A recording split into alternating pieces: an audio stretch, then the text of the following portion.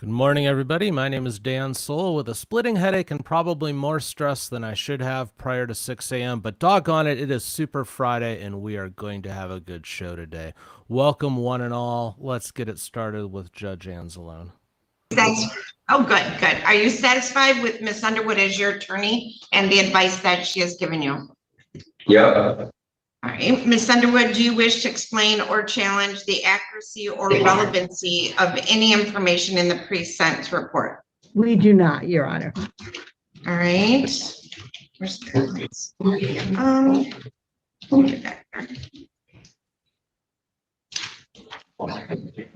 Does the pre-sentence report disclose any prior convictions in which there exists any known constitutional defect? I don't believe so, Your Honor. All right. The probation department has computed the minimum sentencing guidelines to be 7 to 23 months. Do you agree with that computation of guidelines? I do not, Your Honor. I just have one brief and I believe easily corrected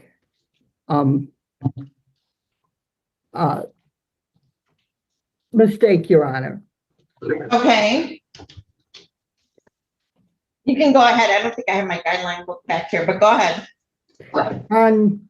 On the offense variable scores, Your Honor, the Department of Corrections has, I believe, inadvertently scored Mr. Bussard 25 points under OV 13, Your Honor. Mr. Bussard has no prior convictions or allegations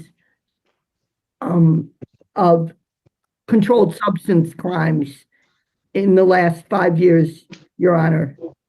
His convictions are all public safety, I believe, or person. And those under the Bonilla-Machado standard, which was established in People versus Bonilla-Machado 489 Mich 412 in 2011. You can't, when a case is a controlled substance case, use other types of cases to make a case make to OB 13 work, Your Honor. All right, and you see that he had a controlled substance offense from 2018. He was discharged from probation on November 10 of 21. But Ms. Walsh, do you want to weigh in? Because I'll have to go get my guideline book, I think. I have to pull it up on my, I'm still pulling it up on the computer here, sorry. All right. Ms. McGreen, my guideline book is probably on my standing desk or my regular desk. Okay. It was OV, was it 13? 13. Yes. Okay, and I score, what did I score? 25. Oh, 13.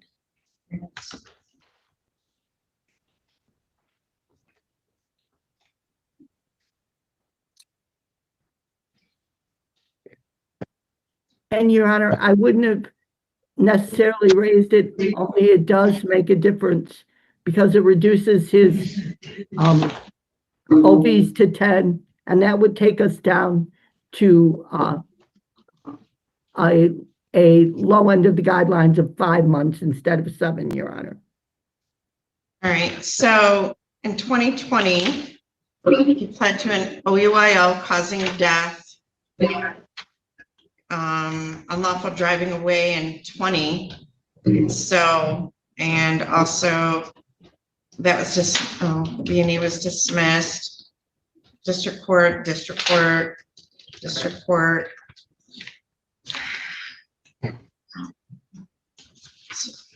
So Ms. Walsh, I think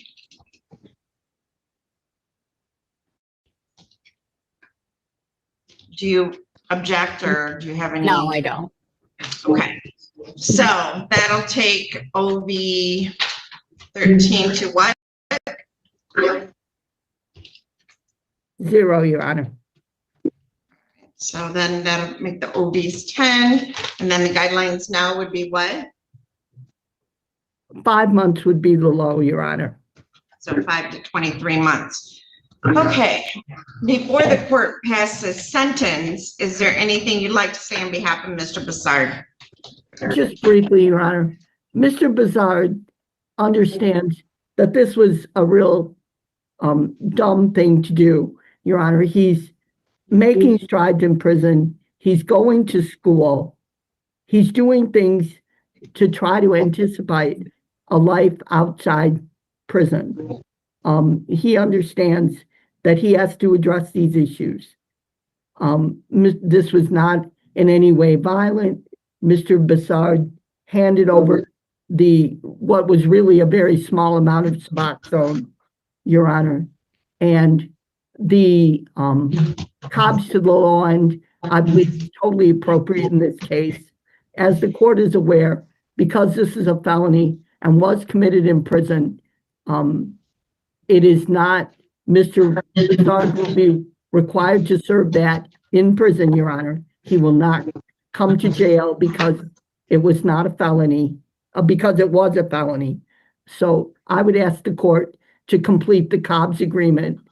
Mr. Bussard, I think, is genuinely remorseful, Your Honor. I'm sorry, Judge.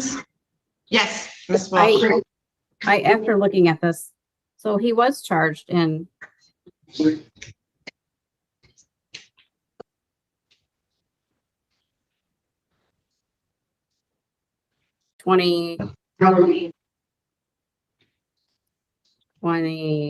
was convicted in 2022 of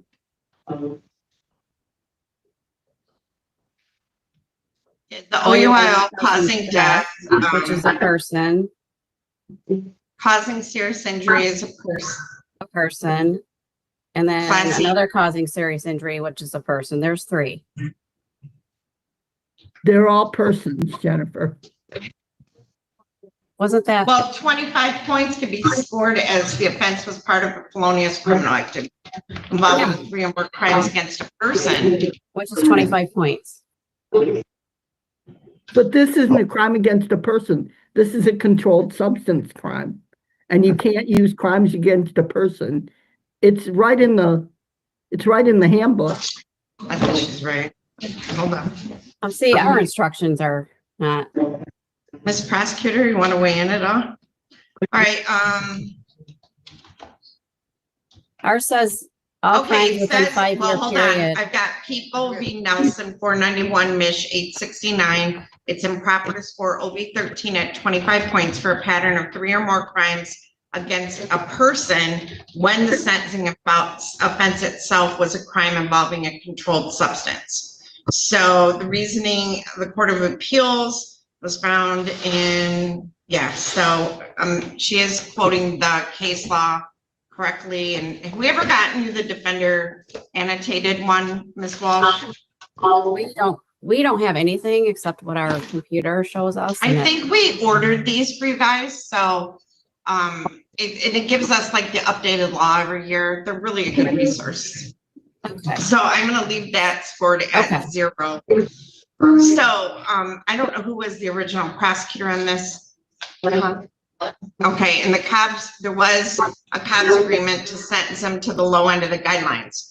So anything else you want to say, Ms. Underwood, on the record? Nothing myself, Your Honor. Mr. Bussard, is there anything you'd like to say on your own behalf? I just wanted to say that I'm sorry, and I learned from this mistake and ready to move on. All right, in determining the appropriate sentence in this case, the court has considered the seriousness of the offense, your history, the principle of proportionality, the statutory penalty, the cost of confinement, the sentencing guidelines, the report and recommendation of the probation department, as well as what has been said upon the record at this hearing. The criteria and reasons for the sentence are the nature and gravity of the offense, the discipline appropriate to its commission, deterrence against repetition by you and by others, the potential for reformation, vindication for the law, and protection of society.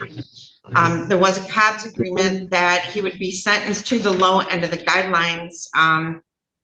you were sentenced 12 years to 30 years back in 22, but you were a prisoner at the time this offense occurred. So you understand you don't get any credit for time served. And this will stack on that. And I think you were aware of that. So it is a sentence of the court. You will serve 5 to 24 months with the Michigan Department of Corrections. You will have no credit. There is a $68 state cost and a $130 crime victim rights fee. Anything else, Ms. Underwood? No, thank you, Your Honor.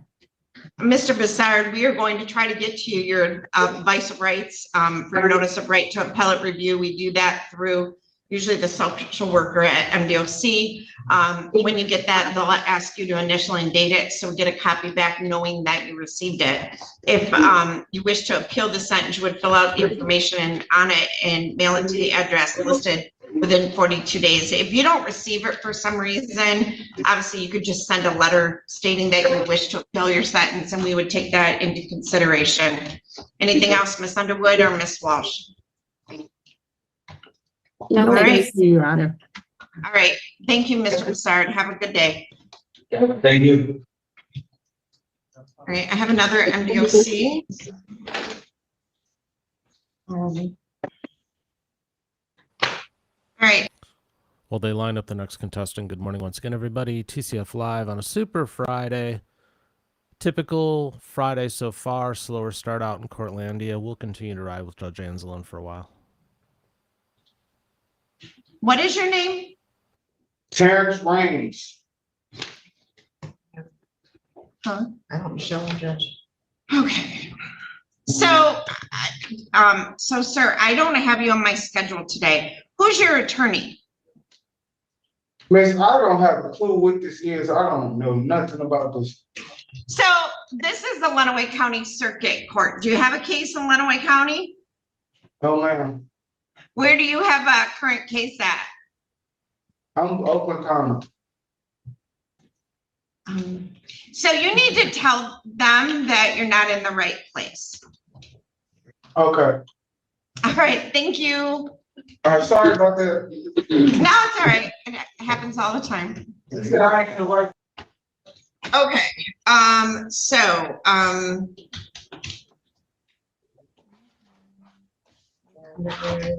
Ms. Underwood, I'm gonna come back. I don't have anything, Ms. Underwood, till 9:30 with you now. Is that when we're doing Robeson, Your Honor? Yep, it's scheduled at 9:30. Okay, thank you. Okay, so, Mr. Dagmar goes in. You want your client brought down? He's that person. Yeah.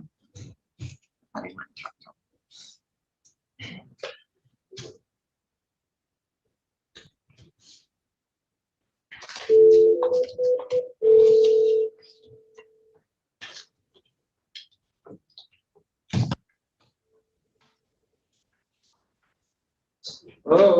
Hi, this is Judge Anzalone. I am ready. I have jail Zoom 5 and jail Zoom 6, but I am ready for Mr. Neunschwander. Okay. What else do I have? Just a Robeson at And 9:30. then I'll need Robeson at 9:30. Okay. All right, thank you. Yep, see ya. Bye. Okay, so that'll take a minute. Mr. Daly, is your client with you? No, he is not, Your Honor. Have you heard from him? I told him to check in. Apparently, he's not going to. Do you want to call in the hallway for Claude Howard? All right, and Mr. Mawad, Hi, Judge. Good morning. good morning. All right, all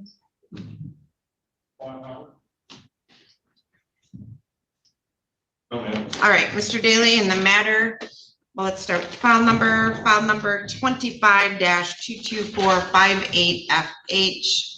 I have, in the matter of the people of the state of Michigan versus Claude Jalen Howard III.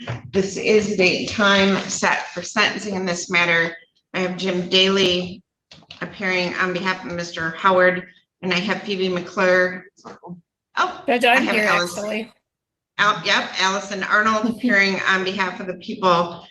We did receive dated April 14 of 26, a competency report. Mr. Daly's had contact with his client, but his client has not appeared today. Do you wish to just proceed with placing the competency on the record at this point? Yes, Your Honor. Relate to the competency report.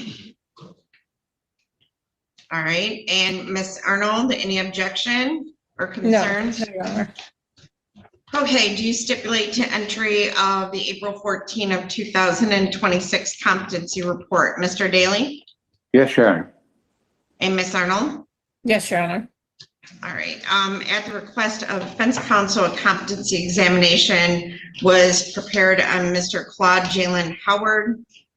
I have received a copy of that dated April 14 of 2026. It is signed by Shayla Murnane, LMSW, clinical social worker, certified forensic examiner. Both counsel have received it. Is that correct, Mr. Daly and Ms. Arnold? Yes, Your Honor. Yes, Your Honor. All right, so it states here that Mr. Howard was evaluated relative to competency to stand trial. He is a 26-year-old man, the history of substance use and treatment, no mental health issues or treatment. He did not report or exhibit current psychiatric symptoms, cognitive impairments, or intellectual deficits. He presented as alert, cooperative, grounded in reality, able to communicate effectively, able to stay focused on topics of discussion, and able to maintain good behavioral and emotional control. He exhibited the capacities to answer questions coherently and relevantly. He exhibited the ability to think rationally, advocate for himself, and provide the requisite information. It is their opinion that Mr. Howard did not present with a mental condition that renders him incapable of understanding the nature and object of the legal proceedings he is facing, or incapable of rationally assisting with his defense. To the contrary, he did demonstrate he understands what he is charged with, how those arose, what he is accused of doing, and what information could be used against you. He understands the roles of the people involved in the legal proceedings. And based on all of that, Shayla Murnane, LMSW, determined that the aggregate of information supports the opinion that Mr. Howard was competent to stand trial at the time of his competency examination. I have received a finding and order on competency that has been prepared, and I will sign that now. Do we have another? It looks like we have a sentencing date on June 12th. Is that correct, Mr. Daly? Yes, Your Honor. All right, so we will continue to that day. Obviously, if he fails to appear that day, I will have to issue a bench warrant, so it's important that he appears. All right, thank you. Thanks, Judge. Thank you, Your Honor. Thank you. Who do I have with me from the jail? James Neunschwander. Thank you. So this is in the matter of the people of the state of Michigan versus James Allen Neunschwander, file number 2026-22536FH. I have Phoebe McClure appearing on behalf of the people and Michael Dagger-Margosian appearing on behalf of Mr. Neunschwander. I have had an opportunity to speak with both counsel today, and it is the date and time set for sentencing. We do have the victim advocate coordinator here today, along with the individual that is the victim in this matter.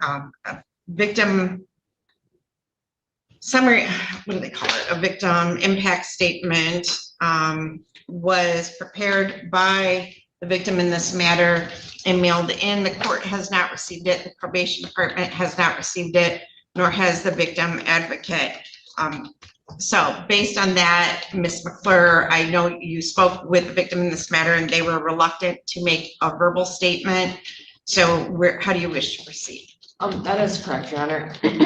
So I would just ask for a little bit of time to get her to rewrite that statement. She indicated that this time she would email it in so as to make sure it's not lost in the mail. When our victims mail out the blank form, they send in a pre-addressed envelope, and that's what she sent back. So we should have gotten it, but we did not.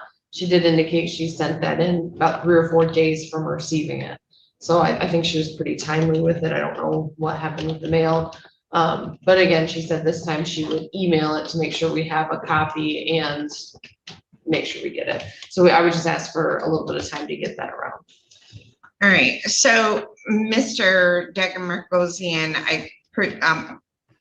how do you stand on that issue? Your Honor, if I just, for the record, I would object to the adjournment. The victim is here. She is more than capable to make the statement. Obviously, Mr. Neunschwander is even in court. I would object to the, adjournment, but the court's decision. So, Mr. Degemergosian, what is your leaving date? I'm leaving Monday. I'll be gone from the 27th. Okay, and you come back on May 8th? Correct. So, Miss Adams, are your Monday mornings busy downstairs? Monday, I'm not going to be available. Oh. So, the 11th, you're not available, May. Oh, I thought we had said that the 12th was. Well, I was gonna ask you 11 or 12. Oh. What would be better? I know you have district court stuff. Yeah, I've already plugged it for 12. If we could just keep it for 12. All right, so I am going to add this to, 9 o'clock on May 12th. Is that all right? I do have a jury trial starting in Judge Olsavers at 9 on the 12th. Unless you want to do it at 8 o'clock. I have a prelim at 8:15 and I have an MCI review at 8:30. I mean, you could do 9. My only concern is I would have to get another prosecutor to cover at 9 o'clock when the district court docket starts. So I don't know who would be available, but we could do it and we could just see who's available that day. Or I can do 8 o'clock. I'm fine with 8. I'm fine with it being 9 with a different prosecutor. Let's just do 8:30. We'll do 8:30. So I appreciate the objection, but we have rules and procedures for dealing with victims, and I'm not going to force someone to make a verbal statement. They're not comfortable doing that. So I will set this over to May 12 at 8:30 in the morning. And Mr. Neunschwander, do you wish to be in person or via Zoom? Person. Okay, I'll set that in person. All right, very good. We will do the notice and we'll see you back May 12 at 8:30 in the morning. Thank you. For the court's benefit, depending on how that morning's going with the trial, I may still have someone else answer it. Okay. Okay, so you're all set, Mr. Neunschwander. Okay. All right, Mr. Mawad. Yes, Your Honor. All right. I am. All right, Mr. Moore. Do you have more than one device? All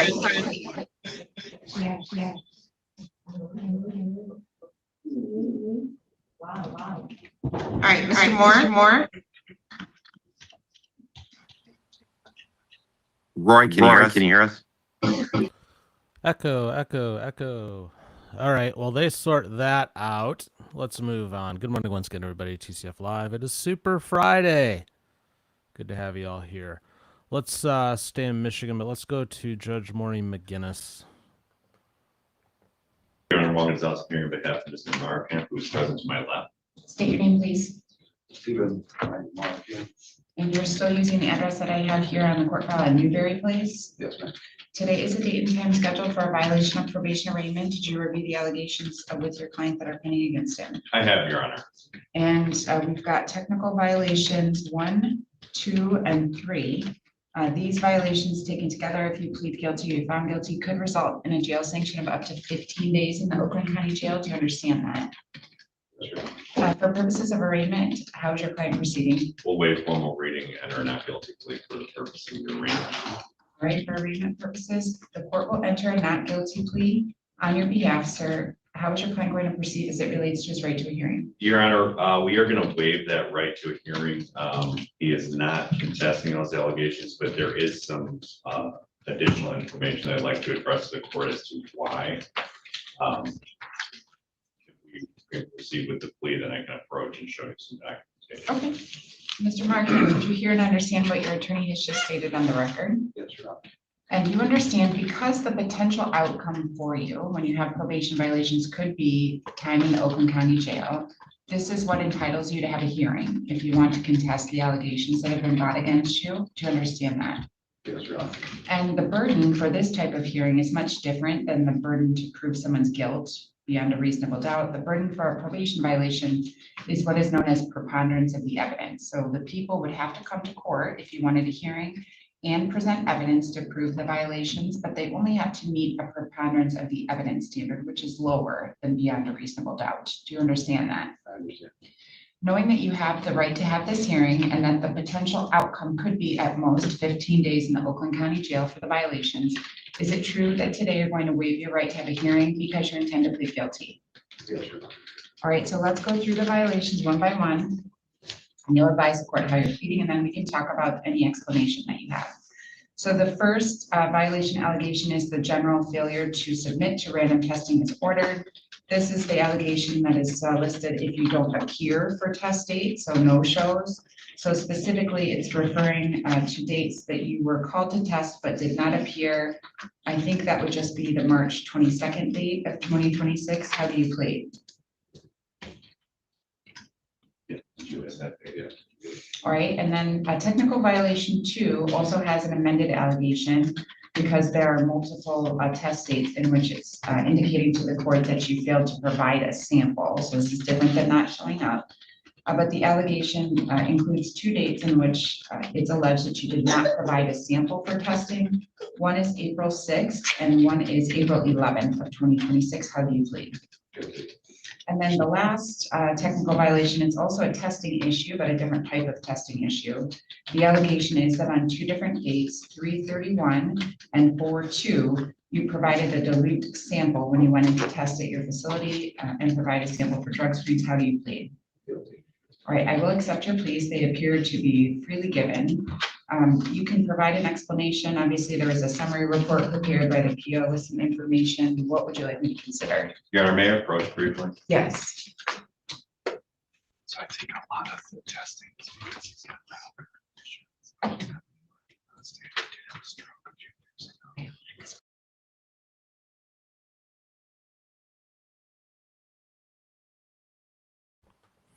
Well, okie dokie then. She just ended that right in the middle. It's a Friday. All right, let's go back to Judge Anzalone. Have you had an opportunity to read and review the pre-sent? Have you had an opportunity to discuss that report with your attorney? Briefly. Do you need more time to discuss that report with your attorney? Yeah, if I could speak to him real quick, that'd be cool. All right, so Mr. Mawad, where are you today, Mr. Mawad? I am at a wedding in Fort Lauderdale. Okay. I didn't know if it was Washtenaw or, For the weekend. okay. No, All right, sorry. join the breakout room, please. Thank you.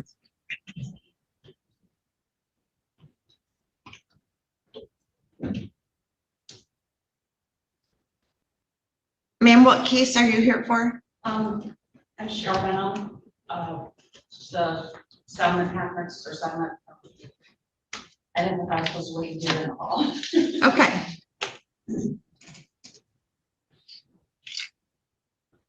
I can wait in the hall. No, it's an open courtroom.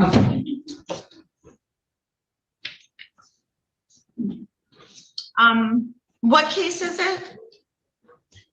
It is Jeffrey Elise, Jamie and Jeffrey Elise versus me, case number 257622-CH.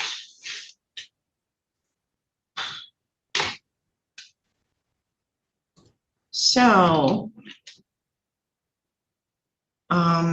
that got adjourned. Okay. So Miss Adams, it says, who's your attorney?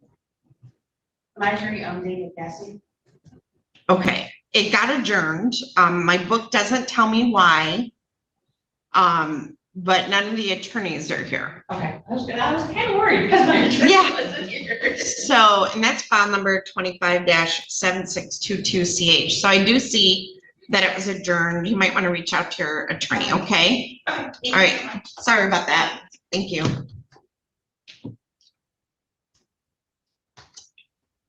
So on the one, we did a competency report. So sometimes due to mental health issues or other reasons, at the time people commit a crime, they may not be competent, whether that's because they're off medication or have some other cognitive issues. So we do an examination, and sometimes they are found not to be competent.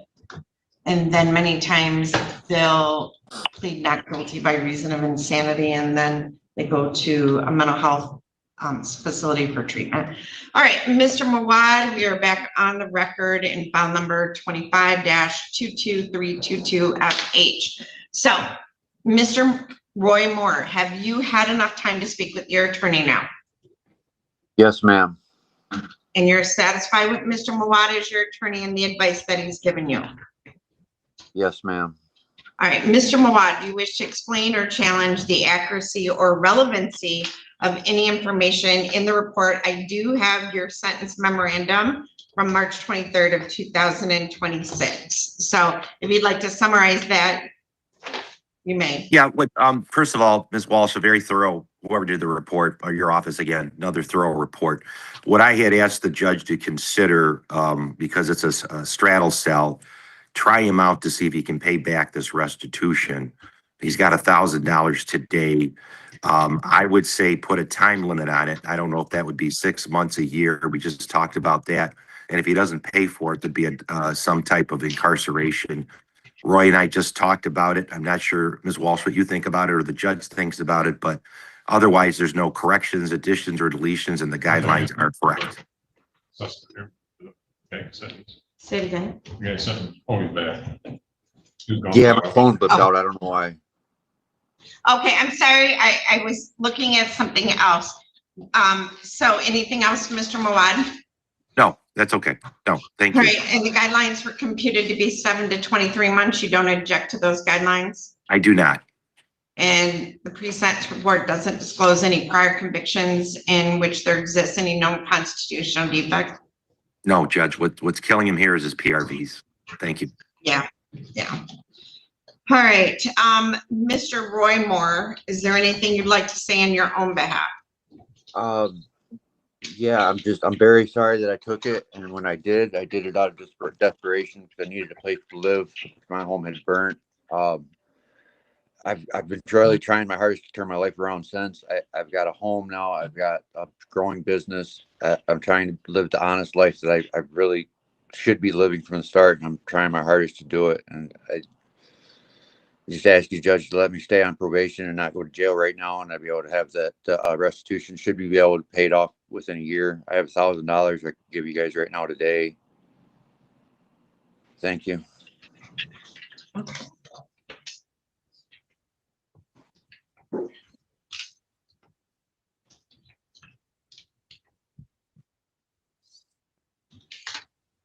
In determining the appropriate sentence in this case, the court has considered the seriousness of the offense, your history, the principle of proportionality, the statutory penalty, the cost of confinement, the sentencing guidelines, the report and recommendation of the probation department, as well as what has been said upon the record at this hearing. The criteria and reasons for the sentence are the nature and gravity of the offense, the discipline appropriate to its commission. I don't know what that means. Oh, now I do. Deterrence against repetition by you and by others, the potential for reformation, vindication for the law, and the protection of society. I will also state that I did receive a victim impact statement. I don't think I've ever seen where somebody stole a camper to replace their home. I had extensive damage. insurance would only cause the lesser of amount or cover the lesser amount paid in actual value. So they did lose quite a bit. They are asking for prison, fines, costs, and restitution, whether they meant prison or jail. I don't know. What is your business? Tell me about your business. It's a growing business, towing company. Moore's Towing. You can find it on Google or Yelp. I've been doing it now for about 2 years. Towing? Yes. You have a tow truck? Yes, I do. Okay. All right. Okay, thank you. All right, there was a COBS agreement, or there was an agreement. It was Killebrew, I believe. It looks like the plea agreement, the Killebrew agreement, dismiss any supplements, required sentencing within the guidelines. Restitution is set in the amount of $13,672.28. Positives are you have no juvenile criminal history, you got your GED, you're currently self-employed, hopefully you're making good money. You've been involved in recovery court in Jackson County, completed inpatient. You've been living drug-free since 2017, according to your admissions. Okay.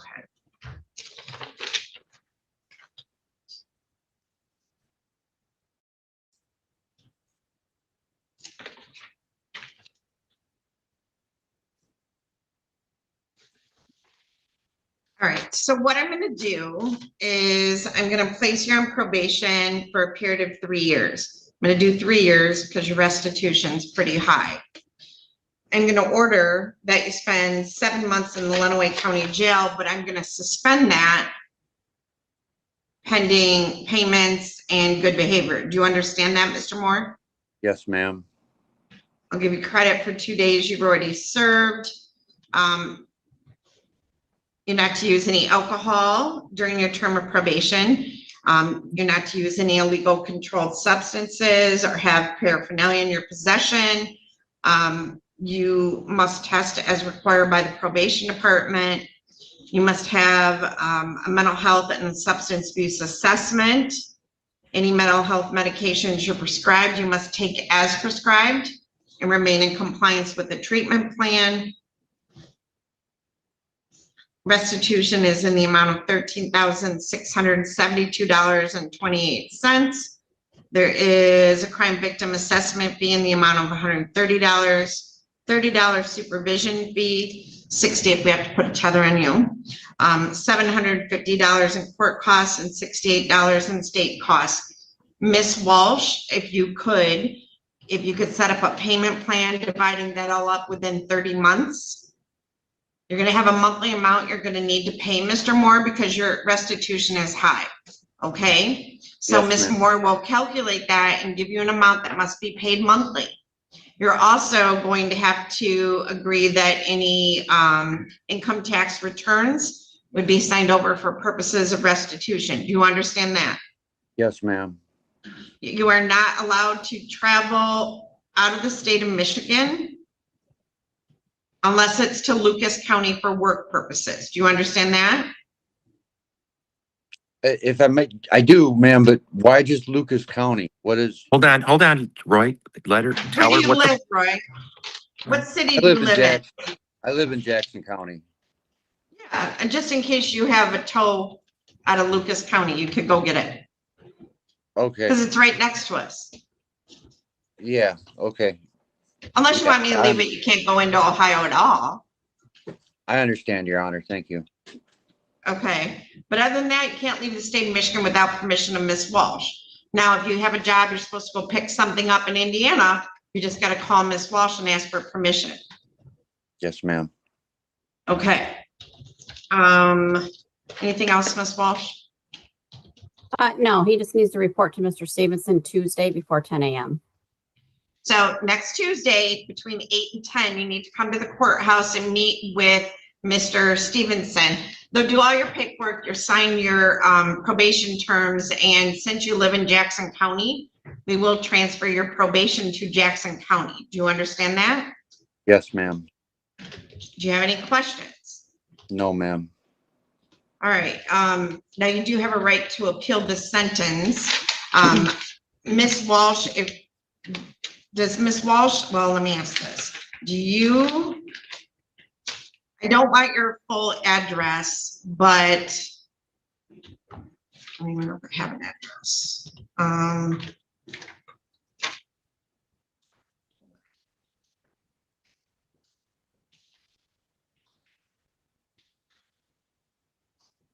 Do you have an address, Ms. Walsh?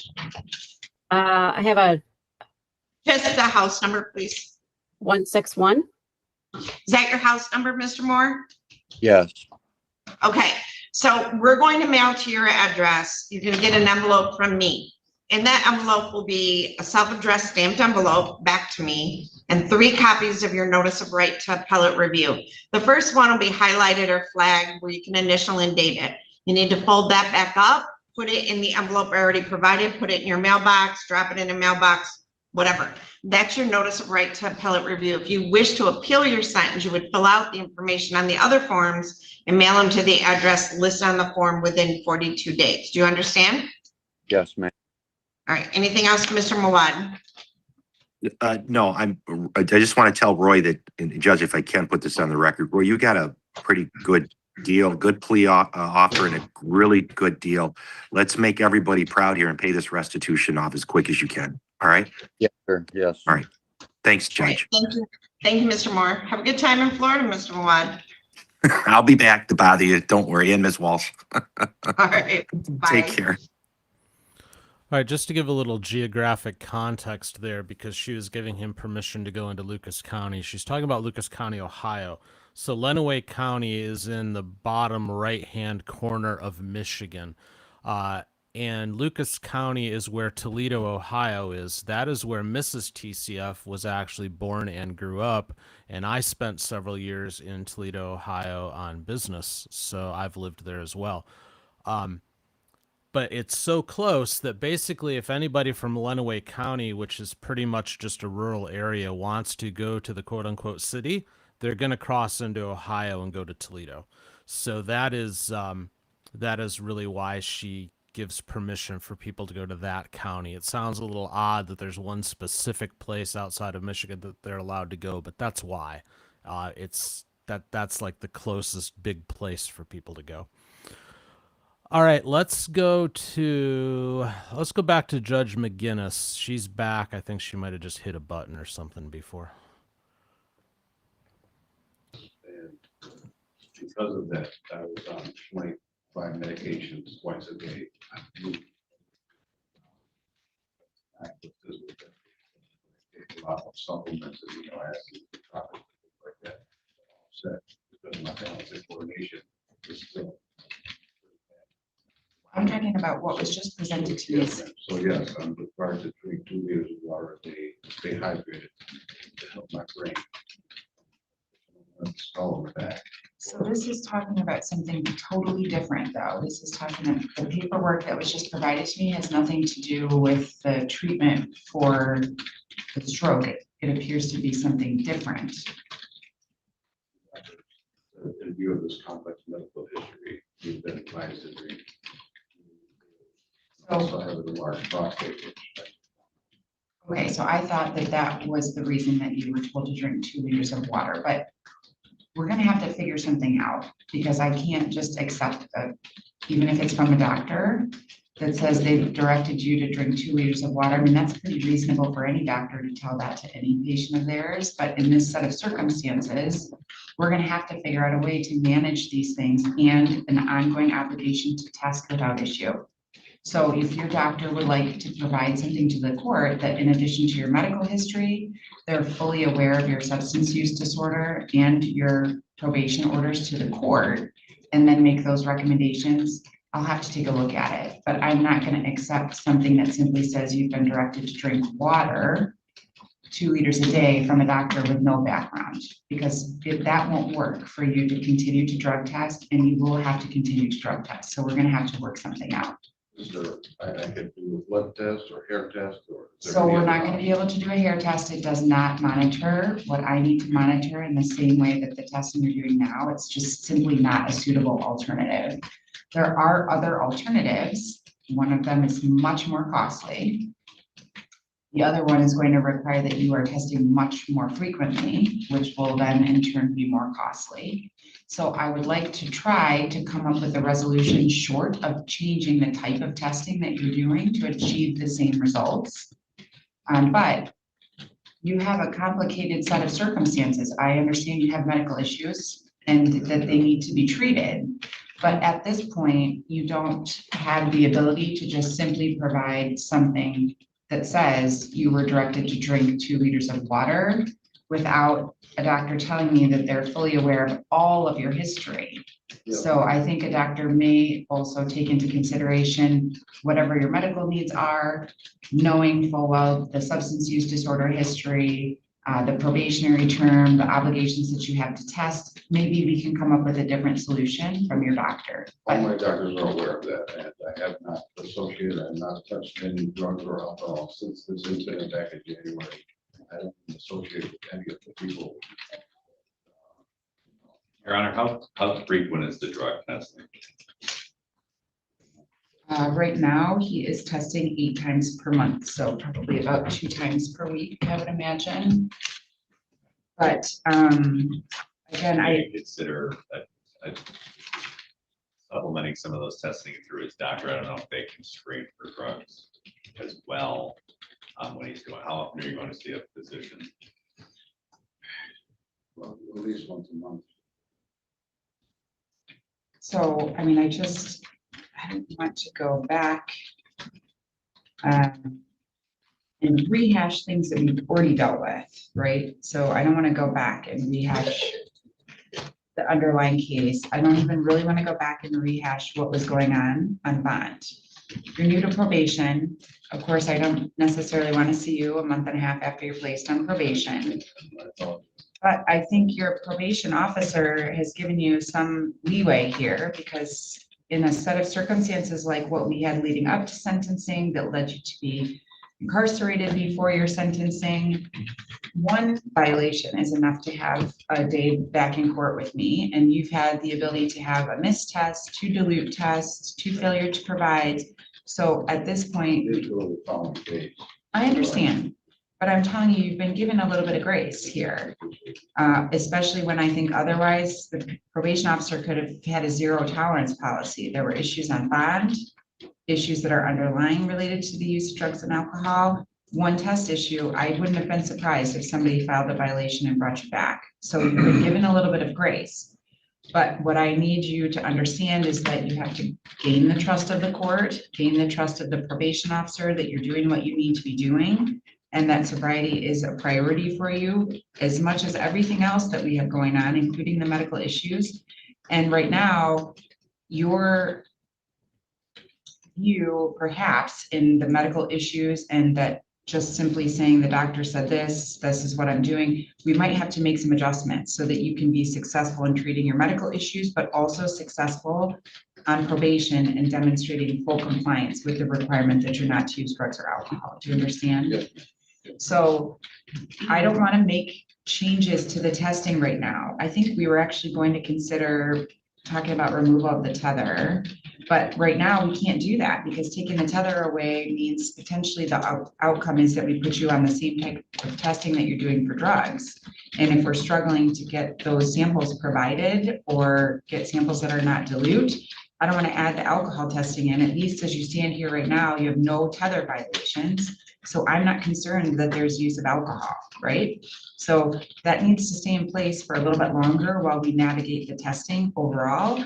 And then once we're confident that we have a way for you to go and test as directed, I don't have an issue taking the tether off and putting something else in place, but I don't want to do that right now when we're struggling to get accurate samples provided for the drug testing. Does that make sense? So what time do you typically go to test? Do you have the order on probation that you have to test before 10 a.m.? said, go, please try to get there by 10 a.m. And then at 10, I get there at 11, between 10 and 11 sometimes. Getting back into the gym and going at 7 o'clock in the morning. Well, listen, Jim, great idea, but that's not the priority right now. So what we're gonna do today, rather than start penalizing you for these issues with the testing, I am going to adjust some of the requirements for you for testing. So you would normally be under court order to test by 10 o'clock. If you're not doing that consistently, that's another thing that could have been a violation today. And the PO decided not to do that, likely to give you an opportunity to get adjusted. But if you are going to be treating medical issues at this point, and at the end of the day, we believe that the doctor is going to tell the court that hydration is important, you need to test when they open. So I don't even want you waiting until 10 o'clock. I want you to get up in the morning, call, if you're called to test, you need to go there first. So I'm looking at having you test well before 10 o'clock, between 7 and 8. And then if you do need to do certain things that are recommended by your doctor, you have the rest of the day, and then we'll have to navigate how that might work for you. But I think it's going to work better. I can't have you calling and then going in at 11 o'clock. I'm assuming at that point, if you're expected to be hydrated, you've already consumed liquids and tried to do that, but you can't do that, or this testing will not work. So I'm going to make that adjustment for you, that I need you to be testing by 8 in the morning. So you need to call and go in first thing after you call. And then everything else you'd like to do after that, you have the whole day to do it. But it won't be putting the testing on the back burner to go to the gym first. But you will continue with all of the other conditions. I want this to be addressed in treatment, so you can at least be open and honest about some of these issues that you've had. Whatever you choose to discuss with the treatment provider is up to you, but they can help assist you in sort of helping you prioritize and getting the focus back to these things that you still have to do regardless of the other things that are going on. So you'll have to have some sort of acknowledgement in writing from the treatment provider that they know you came back to court already and that you're resolving some testing issues. Okay, so it just has to be in writing. I'm not going to impose the cost to compel at this point. I don't want to add any additional fees that would need to be paid. And I am, instead of the community service, I would like you to go back and get something from the doctor that's treating you that contains information that they are aware, just like you've indicated. They're aware of the history, they're aware of the obligations that you have here in court, and that medical decisions are going to be made with that awareness. I'm not going to tell them how to make medical decisions, but that's the kind of documentation that will play a role in how we handle you on supervision. But I can't just have like a random, document brought in. He's told to drink 2 liters of water a day. I mean, I think you understand most people's doctors would probably tell them to do that. So in your situation, if it is really a part of your treatment plan, it has to come to the court in the form of your treatment plan, where I know that the doctor is fully aware of all the other things that are going on. And if we continue to have any issues with testing, even though we're making these adjustments, we can potentially look at something else. But I'm honestly trying to get this to work because it's going to be the best option for you from a cost perspective. And I think if we can make some adjustments, there's a possibility it'll work. And if it doesn't, we'll have to do something else. Yes. Tougher in the morning for me to.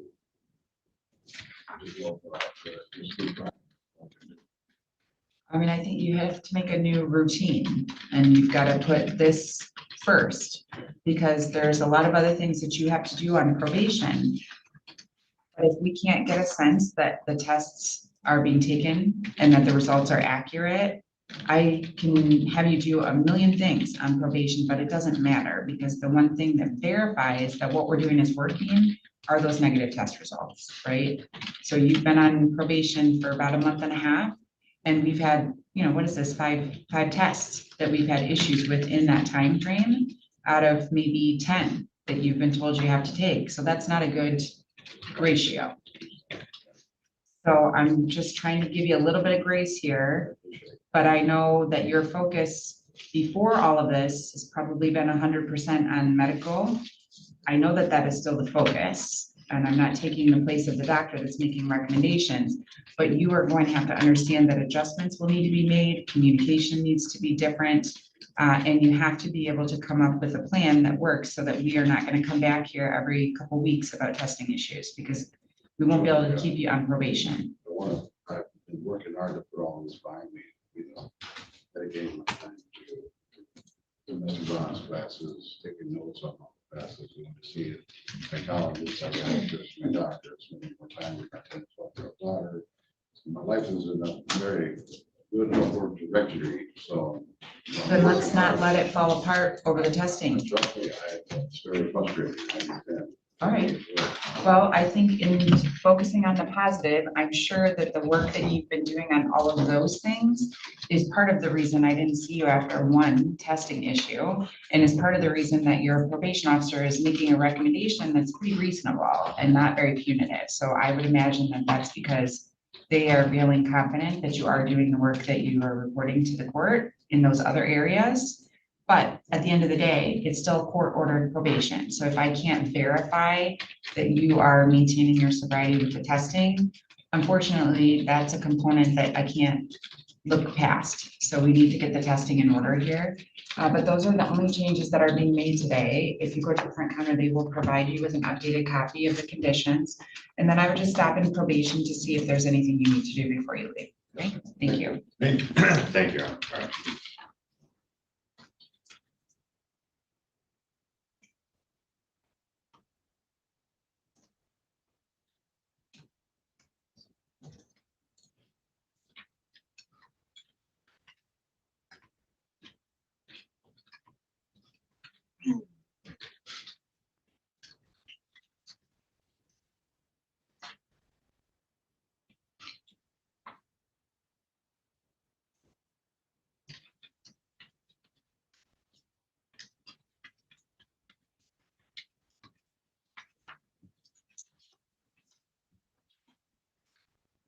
2400278 people of the state mission versus Lakenya Snipes.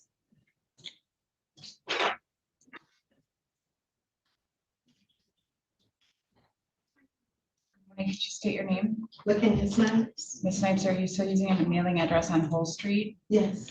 Today is the date and time that's been set for a conditional sentence show cause. You were before the court for sentencing on February 4th. At that time, the court had a full PSI to review with information about you. I made a decision for sentencing not to place you on probation or impose a term of incarceration. However, you were ordered to complete a couple of conditions that included the payment of fines and cost.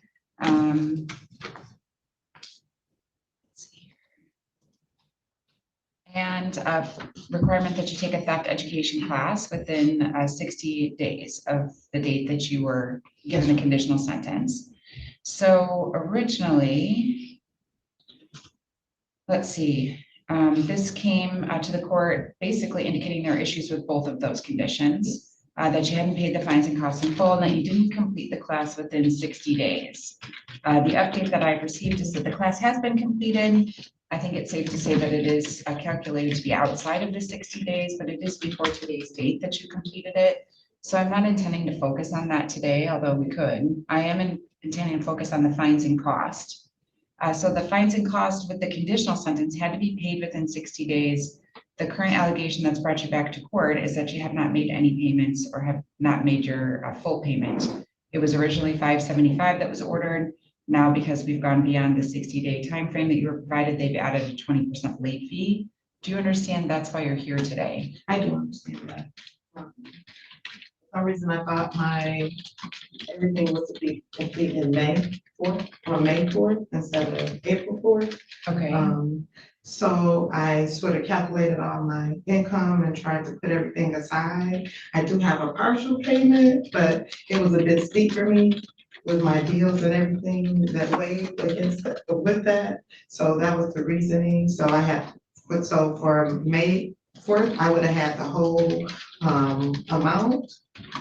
But now it's the added cost, which is kind of steep for me. So that was the issue. It was just me miscalculating the date.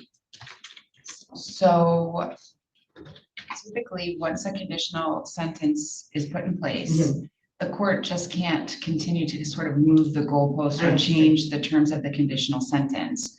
When you have to come back for a show cause date, which is what today is, it's essentially a decision that you're making as to whether or not you want to challenge the allegation, that you are in contempt of court, because that's essentially what happens when you don't follow a court order. That's what the allegation is. What are you in a position to pay today? I can pay 500. Okay. And then you would need a little bit of additional time to pay the balance. If the court chooses, I could waive that late fee if you're able to pay the balance within a short period of time.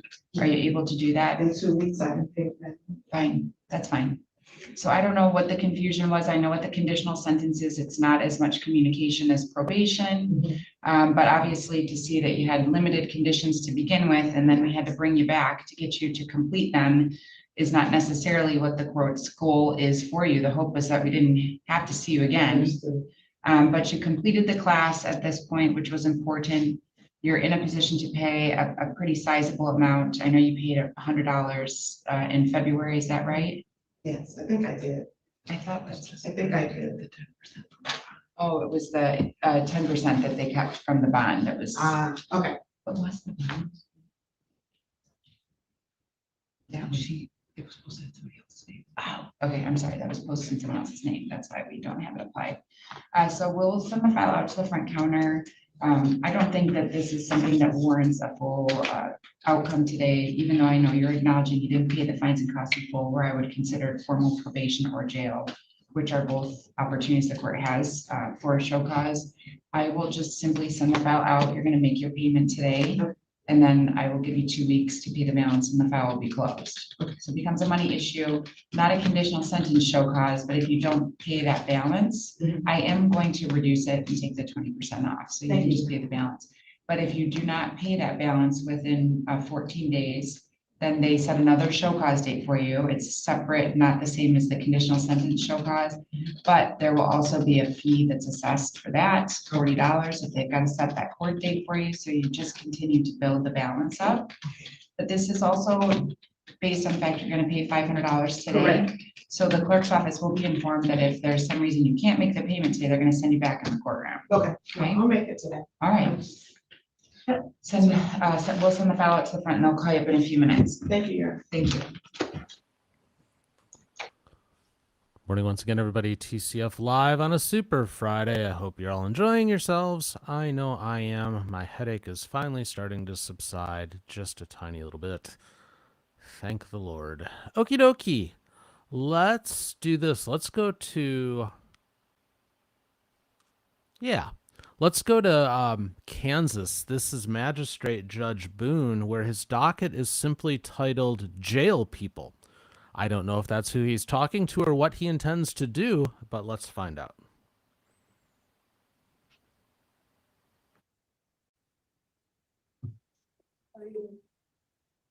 Brian Lee Hansen, you're here on a bench warrant appearance. It looks like you are alleged to have violated terms of your probation.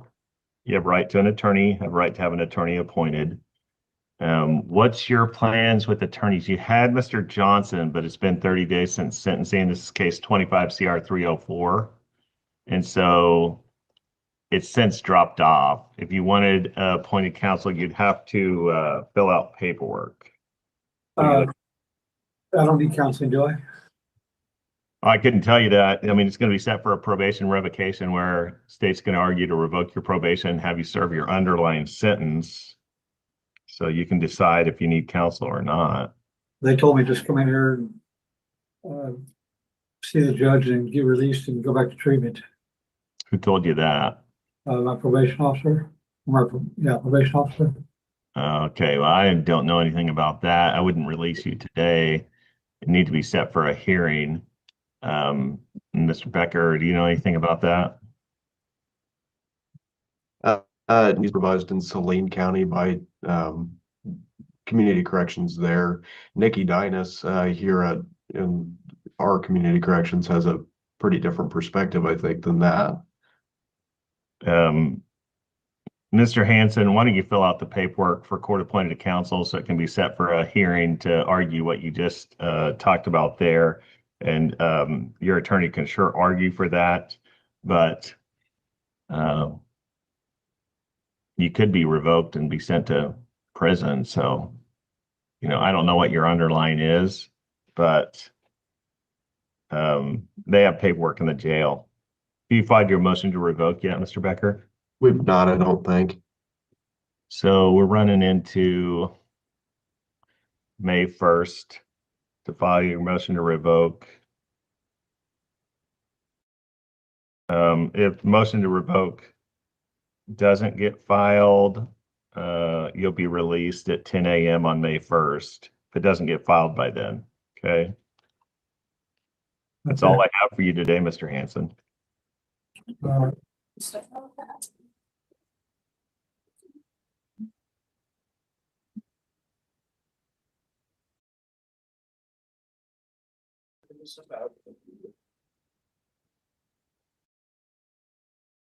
What's your name? Dustin Darby. Dustin Hunter Darby, you're here on a 48-hour affidavit. It's an unfiled case. Nothing's been formally filed. I'm going to set your bond conditions. It looks like you could be charged with aggravated assault, possession of marijuana, use or possession of drug paraphernalia, and then underage possession of tobacco. What's the state's position on bond for Mr. Darby? Your Honor, the aggravated assault is a level 7 person felony. The others are misdemeanors or tobacco infractions. I would just ask bond be set according to the schedule at 20,000 cash or commercial surety. Mr. Darby, you can speak to the amount of bond. You want to be heard on the amount? I'm not saying anything until I get to speak directly with the lawyer. Okay.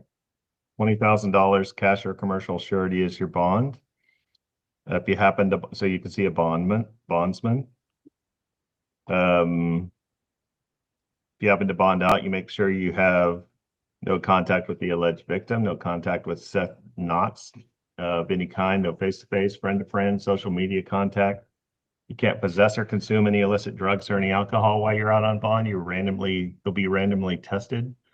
If those tests come up positive for any substances, that'd be violating your bond conditions.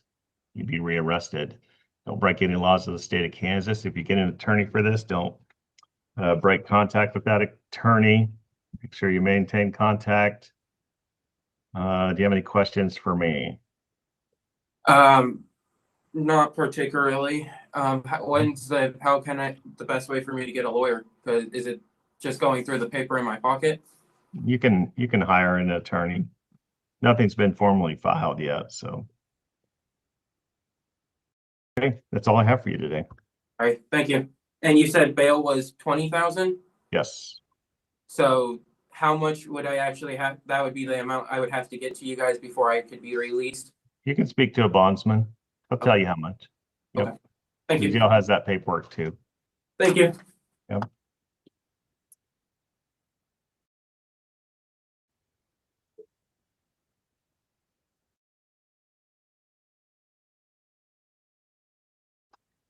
What's your name? Name's Epke. Mr. Epke, I have a couple of things for you. I have two 48-hour affidavits. Nothing's been formally filed on you in those cases, but I need to set bond on them. Okay. One has a litany of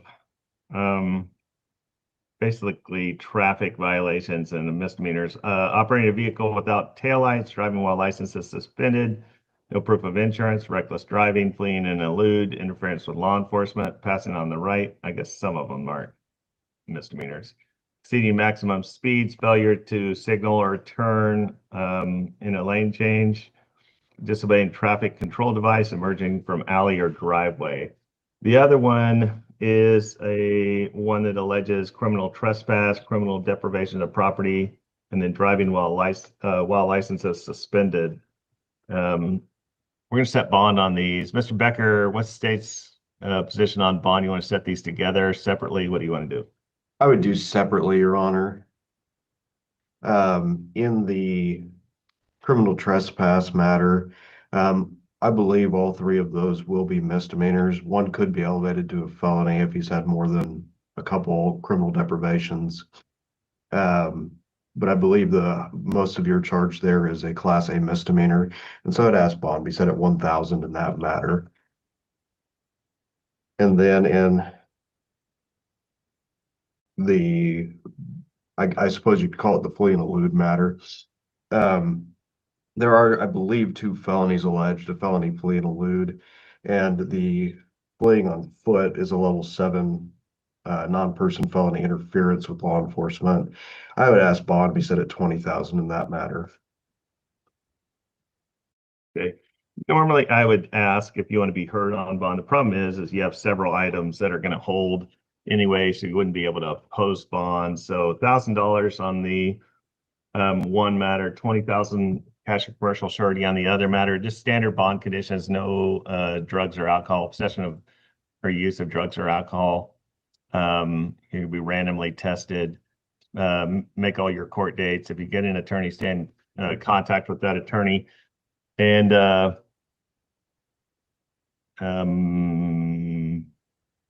think that's all. Don't break any laws of the state of Kansas.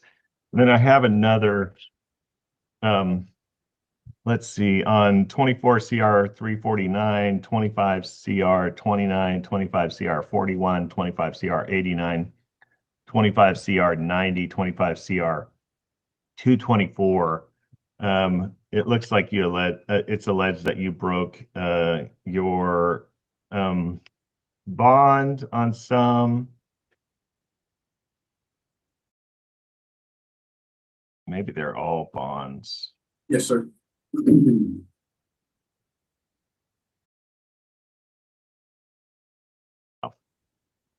Broke bond violation, or you broke a bond violation or violated your bond. So you have a right to an attorney. You have Miss McCoy as your attorney, Mackenzie McCoy. Stay in contact with Miss McCoy. It's going to be set for a bond revocation hearing. Actually, I think it's maybe set for a status, but we'll set it for bond revocation / status in those cases. Anything by the state? No, Your Honor. Thank you. Thank you. That is all I have for you today. Right. Have a good day. You too.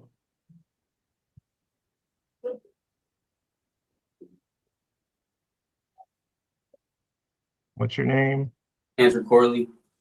Andrew Brian Corley, you're here on a first appearance. You received a warrant. I can read that warrant to you word for word, or I can just read you the short version as to what you're charged with. Which would you like me to do?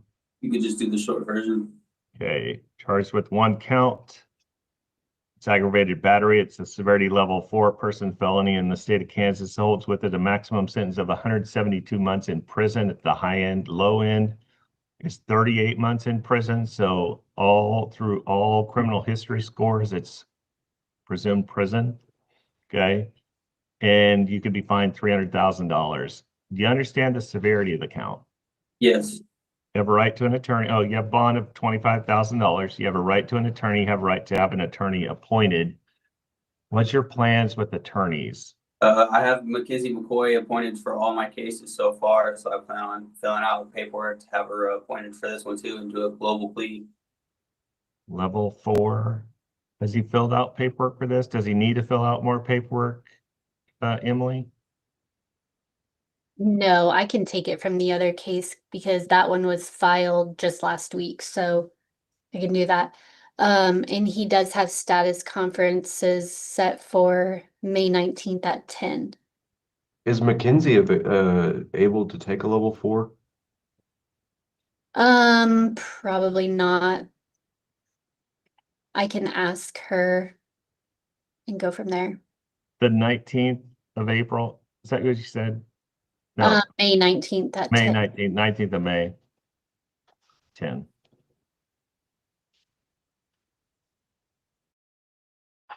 Okay.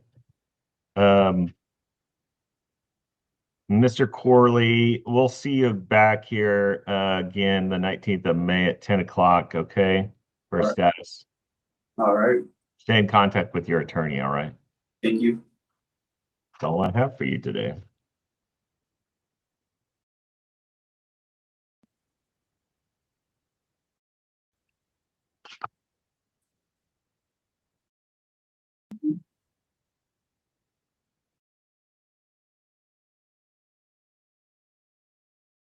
Joshua Bandiera. No. Looks like you're here on a 48-hour affidavit. Nothing's formally filed. It could be, what could be charged is a third-time DUI. I'm gonna set your bond today. Mr. Becker, what's the state's position on bond? Your Honor, a third DUI with his priors as recent as they are makes this a level 6 non-person felony.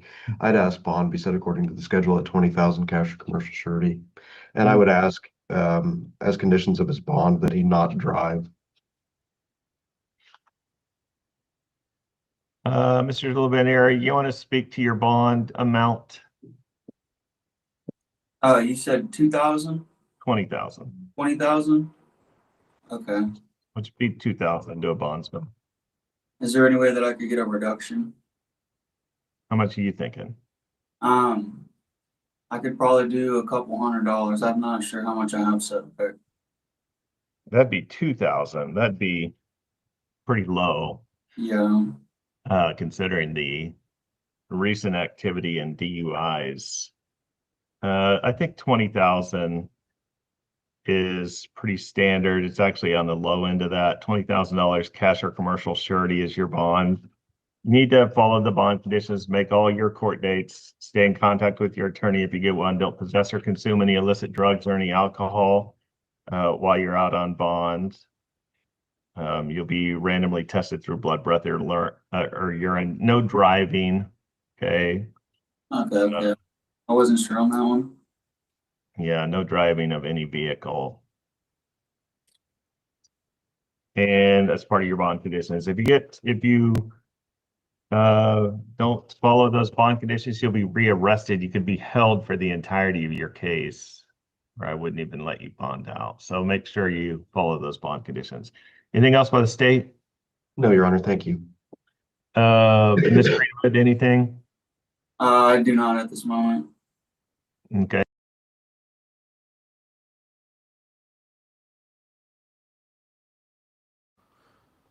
All right, I guess he's done for the day. Let's go to Florida, Brantley Clark.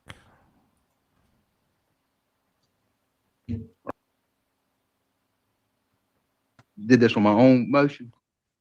Is that correct? I believe Yes, so. sir. I'm gonna direct the public defenders on Mr. Skillion, if you'll get all that information. Yes, sir. That the We'll do that. doctor needs, and we'll set this for a hearing. Let's go ahead and set it for, let's set it for June, because I don't, for June, is that June 16th at 9 o'clock? All right. Thank you, Judge. Yes, sir. That's all I have then.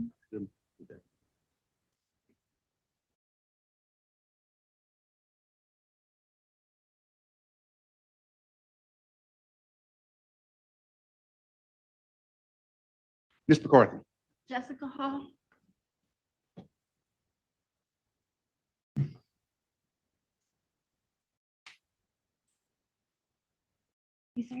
Oh, Mr. White, call, are you pleading her?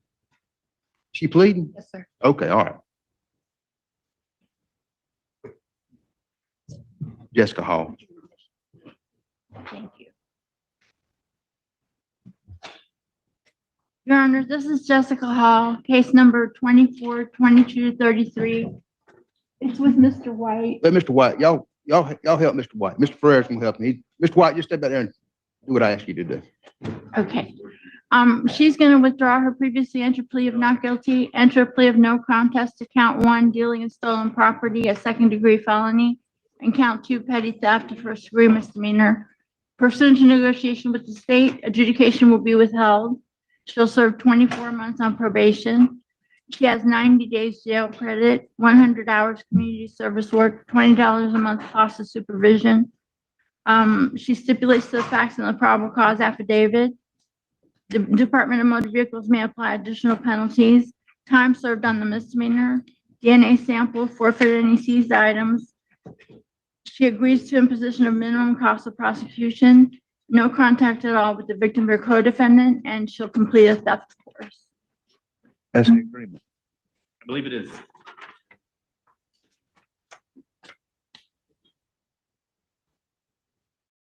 Raise your right hand. Promise by the testimony you're about to give is the truth, the whole truth, and nothing but the truth, so help you God. Yes, ma'am. Ma'am, state your name. Jessica Hall. Ms. Hall, you heard the announcement, Ms. McCarthy, is that correct? Yes. Is that your understanding of the agreement with the state? Yes, sir. Has anybody promised you anything different?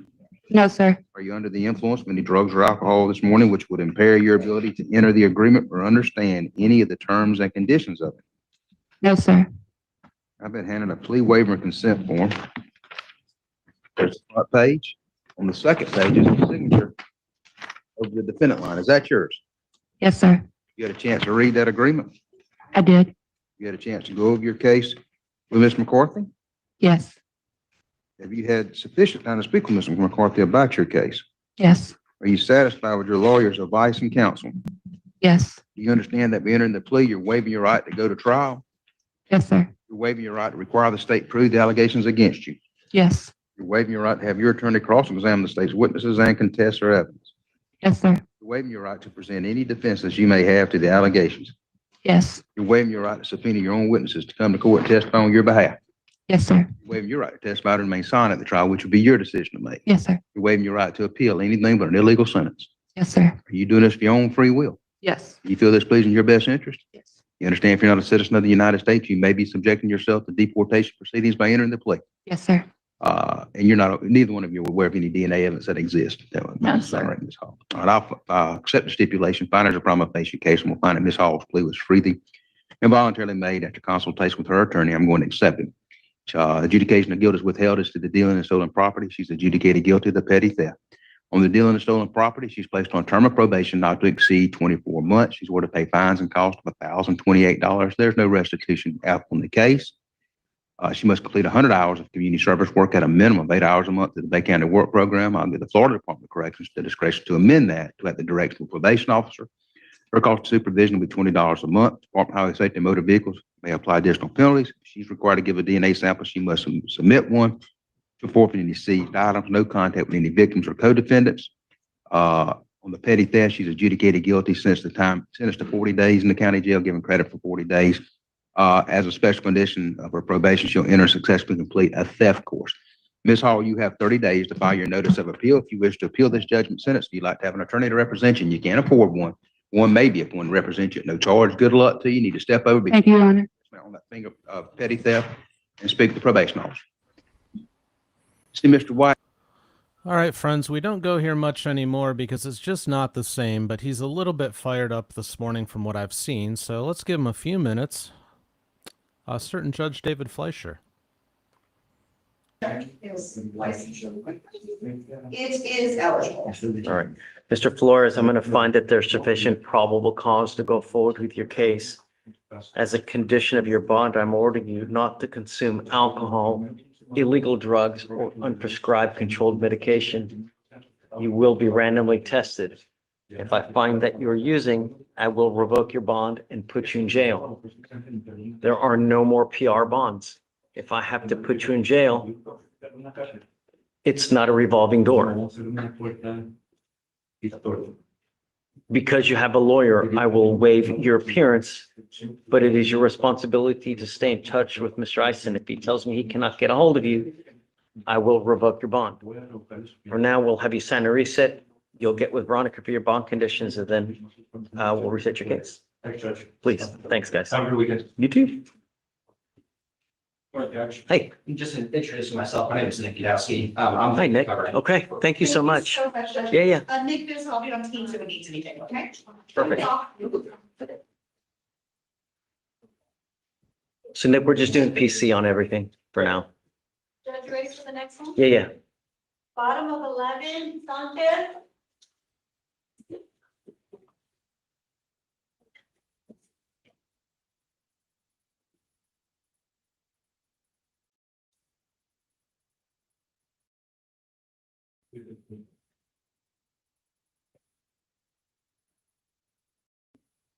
Mr. Sanchez, you're charged with reckless driving. You're facing up to 30 days in jail and or a $200 fine. We are going to do probable cause. You have the right to remain silent.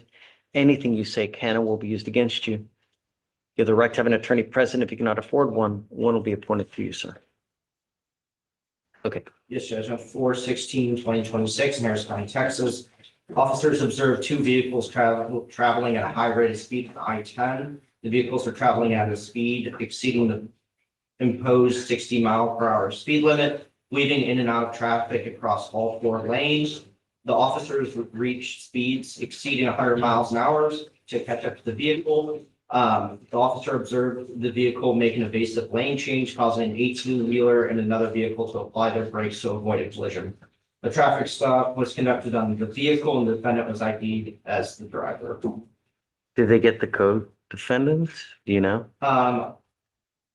Is there a I don't co-defendant, I think guess? connected case, No? Judge. Okay. Does Mr. Sanchez have a license to drive? It looks like he does, Your Honor. It is.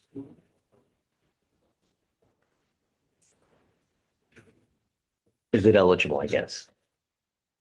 Mr. Sanchez, I'm going to find that there's probable cause to go forward with your case as a condition of your bond. I'm ordering you not to participate in this type of driving anymore. Reckless driving, maniacal driving, street takeovers, donuts, racing. If you do, I will put you in jail and then I will take your ability to drive away from you. You are not allowed to drive unless you have a Texas driver license and liability insurance in your name. And those are also conditions of your bond. If I find that you drive without those two, likewise into jail you go. No more PR bonds for you. Do you understand? His license, eligible, Judge. Okay. How old are you, Mr. Sanchez? What are you doing with yourself these days? And how much money do you make a month? It depends. I just started, so I'd probably say around 3,000. And who do you live with? My son. Okay.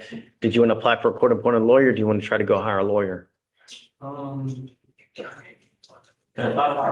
Yes, of course. We'll give you time.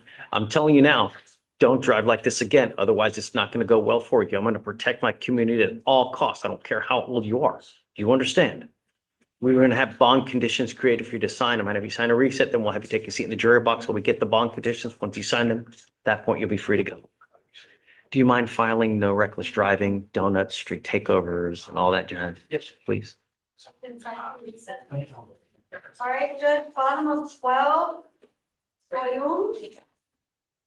Bernadette is SOI. Nick, did you hear that? SOY is the next person. So you. I'm sorry, can you spell SOY? SOY. Yeah, but take your time. I mean, you can do the conditions first and then we'll do it. So you can, you don't have to worry about it later. And just let me know when you're ready.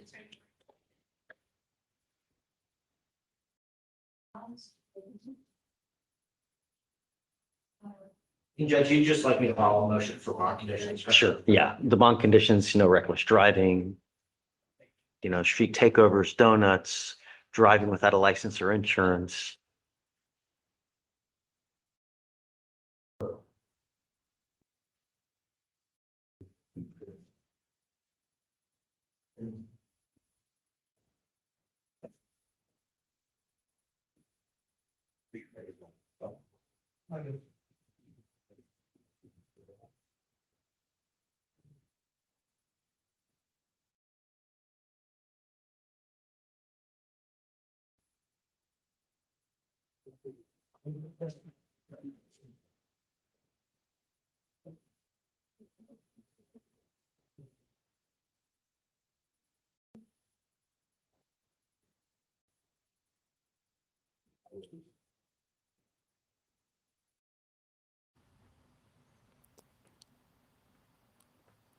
All right, well, now he sits and waits, as is often the case in Judge Fleischer's court. I wonder if he still plays Fortnite while he's waiting. Let's go back to Judge McGinnis up in Michigan. New set of contestants there. Well, let's not. Somebody deleted their stream, but it looks like Fleischer's talking. Maybe we just stay here. 17/2026 in Harris County, Texas. The defendant was observed by a witness, an off-duty officer approach an intersection and sit through 3 life cycles. Witness had to reach in and engage the parking, the gear shift in the vehicle as it was still in drive. An officer woke the defendant up, had them exit the vehicle, and they observed 2 open beer cans and a 12-pack of beers in the back seat. Officers observed the defendant have slurred speech, be uneasy on their feet, as well as the odor of alcoholic beverage about the person.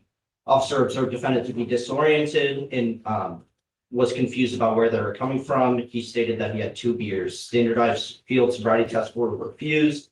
DIC was read, and a blood search warrant was executed. Do you mind running an NCIC? Are there any prior DWIs? Any Judge, it looks like his license is eligible. I don't see any prior DWIs. I do see an open container on his driver's license. Check it. What do you mean an open, just in this case, right? A separate open container. Check There's it. another open. It looks like that, Judge. So you and I'm going to find that there's probable cause to go forward with your case as a condition of your bond. I'm ordering you not to drive any vehicle that's not equipped with an ignition interlock on it.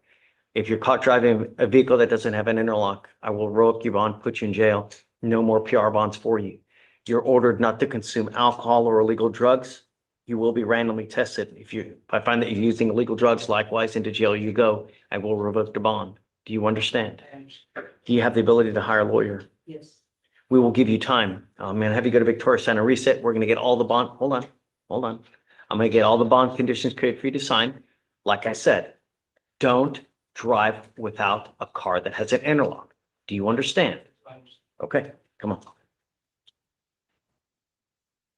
All right, Judge, bottom of 13. We'll let him say that last one. Bottom of 13. Siobhan. Did you see this one is TCH? The last name Oh, got it. starts with. Thank you, Judge. Oh, I can sign for the research.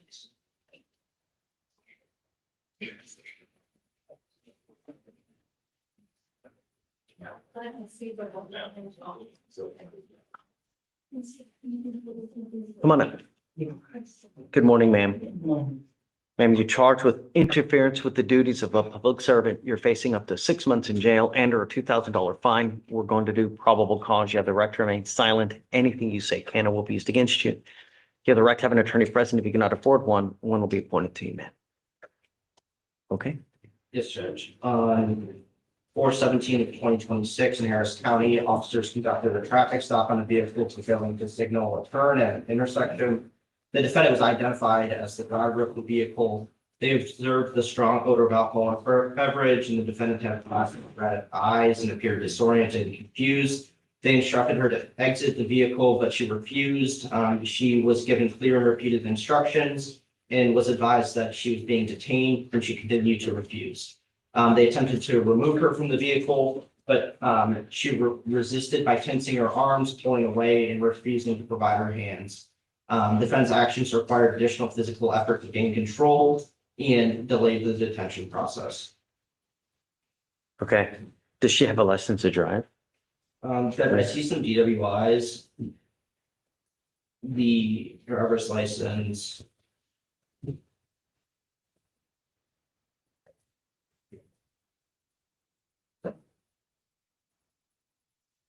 Your driver's license is not eligible, Judge. Okay. Ma'am, I'm going to find that there's probable cause to go forward with your case as a condition of your bond. I'm ordering you not to drive. I don't care what you have to do in this life. If you don't have a Texas driver license and liability insurance, it is a condition of your bond that you're not to drive. If you do, I will revoke your bond and put you in jail. Do you understand?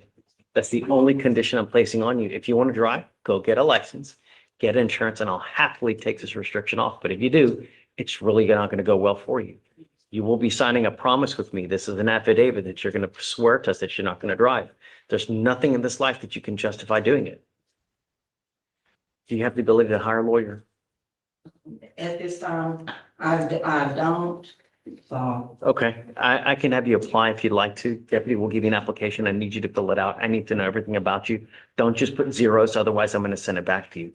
Okay. I'm going to have you sign a reset with Victoria. We'll have you take your seat in the jury box. I'm going to have bond conditions created for you to sign, and then we'll have you fill out the application. Please. Hi, Judge, that's it for now. Go ahead and sign for your reset.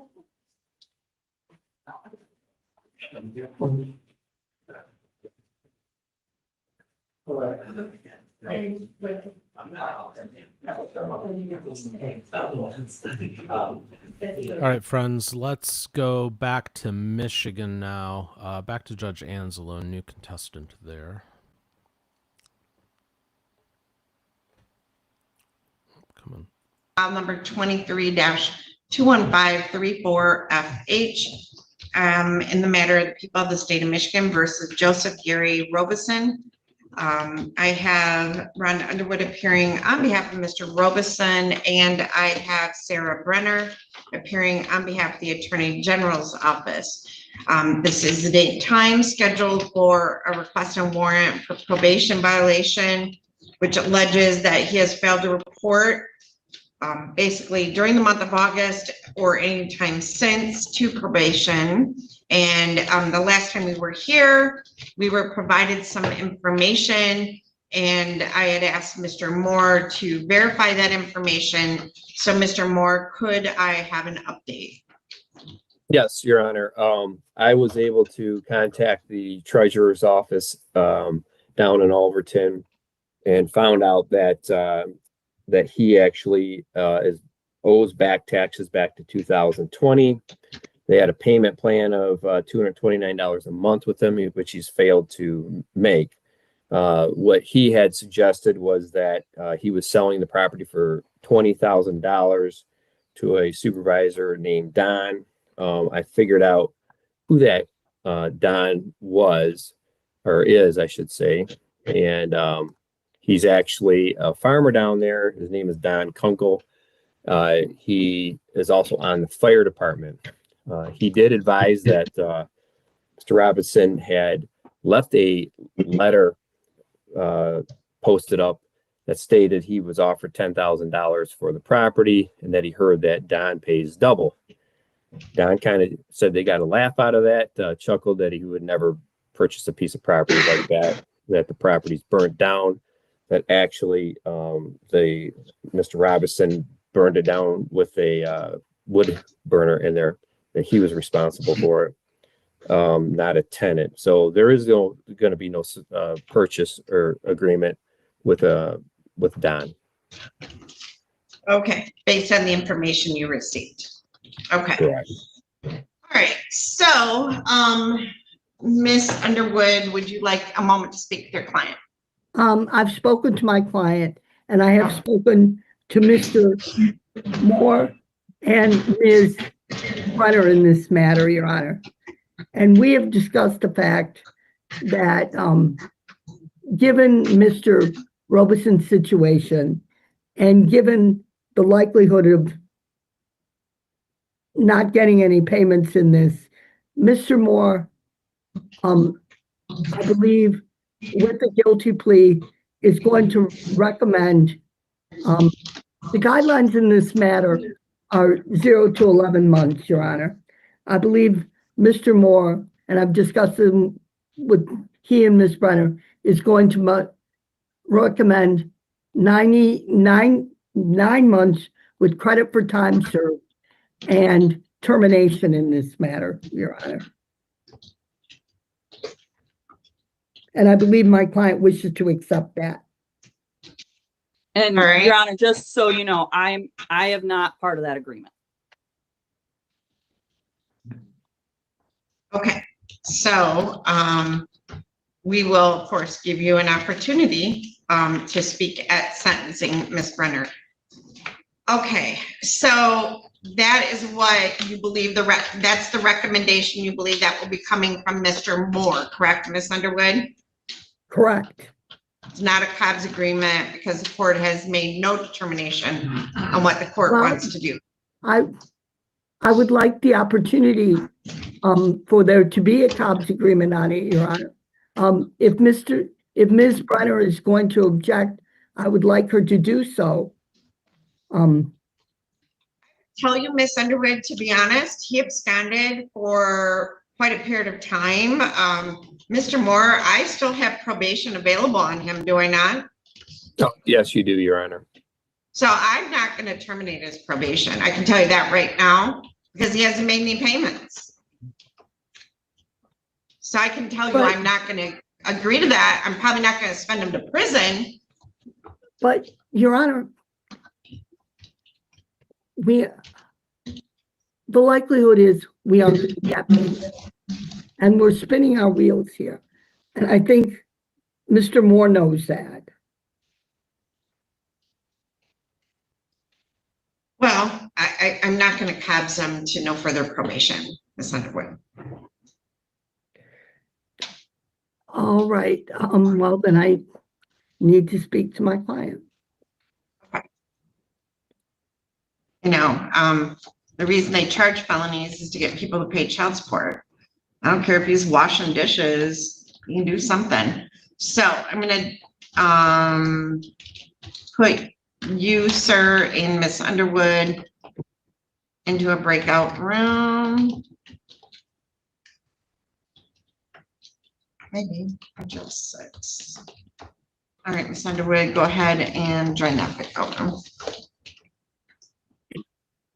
Your Honor, I want to thank the court for reaching out to me. We didn't have notice of that, so.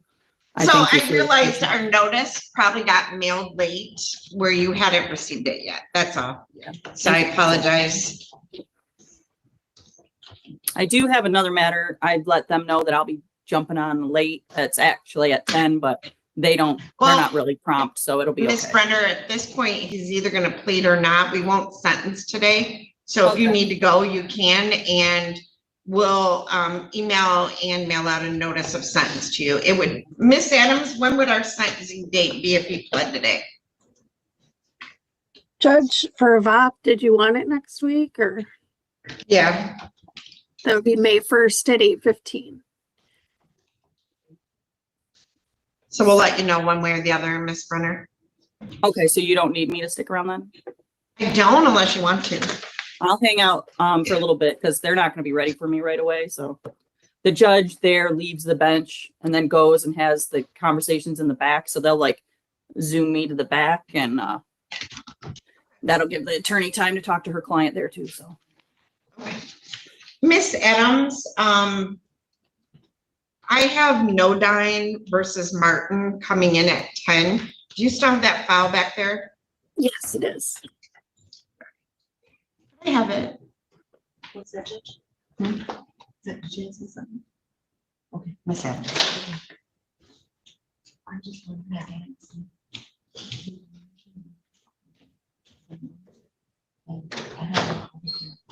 hey, Sam. Hey, what's up? Not much. How are you?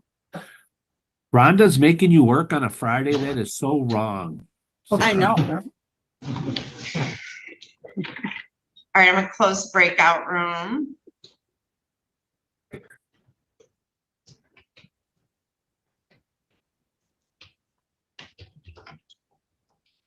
All right, we are back on the record in file number 23-21534FH. I have the matter of the people of the state of Michigan versus Joseph Gary Robeson. I have Rhonda Underwood appearing on behalf of the defendant and Sarah Brenner appearing on behalf of the Attorney General's office. This is the date and time set for arraignment again. So, Ms. Underwood, you've had a chance to speak with everybody at this point. How would you like to proceed with Mr. Robeson? Thank you, Your Honor. The first thing I'd like to do is have any mention that Mr. Robeson committed arson stricken, Your Honor. I don't think he meant that he committed arson. I think he meant that. No, Your Honor, that was the characterization. And I would like it stricken. So that's an allegation. The court will never take that into consideration, of course. Well, I think it's tainted this now, and I'm not comfortable with it. What am I supposed to do? Okay, first of all, hold on, everybody, stop talking. Mr. Moore wasn't under oath. He was just summarizing what he was told. It's not an allegation. It's not a charge in this county. The court will obviously not consider that. I didn't even realize that's what he might have been alleging. I thought he just meant the house caught fire because of a heating device. So I didn't even catch that, Ms. Underwood. My client will enter a plea to the violation, Your Honor. All right, Mr. Robeson, raise your right hand. Do you solemnly swear or affirm to tell the truth, the whole truth, and nothing but the truth? Yes, ma'am. All right, can you state your full name for the record? Joseph Gary Robinson. All right, so Mr. Robison, you've received a copy of the request and warrant for probation violation, Yes, ma'am. and you've had an opportunity to speak with Ms. Underwood about it. Yes, ma'am. Do you understand the allegation against you is you failed to report as required during the month of August of 2025, and it failed to report anytime thereafter? Do you understand that? Yes, ma'am. That is a non-technical violation, which means the court can sentence you from anywhere from credit for time served to up to 11 months in jail. Do you understand that? Yes, Your Honor. Now, there was discussion about the court potentially causing you to a jail term and terminate probation. Ms. Brenner is going to make some kind of position statement at sentencing. I don't know what it is, but you understand the court at this point would prefer that you continue probation and make some payments. Do you understand that? Yes, I do. All right. And so there's been no agreement regarding your sentence. Do you understand that, sir? Yes, ma'am. All right. Now, you understand the maximum penalty if you plead to this could be up to 4 years in prison. Do you understand that? Yes, ma'am. Are you satisfied with Ms. Underwood as your attorney and the advice that she has given you? Absolutely. All right. Do you understand that you, did I already swear him in? You did, Judge. Okay. Do you understand that you have a right to contest this violation of probation charge and to have a trial on it? Do you understand that? Yes, ma'am. Do you understand that throughout the trial, you would be presumed innocent until your guilt is proven by a preponderance of the evidence? Do you understand that? Yes, ma'am. You have a right to have all the witnesses against you appear at your trial, to have your lawyer ask those witnesses questions, or you may ask them yourself, and to have me order any witnesses you might have to appear at the trial. Do you understand all of that? Yes, ma'am, I do.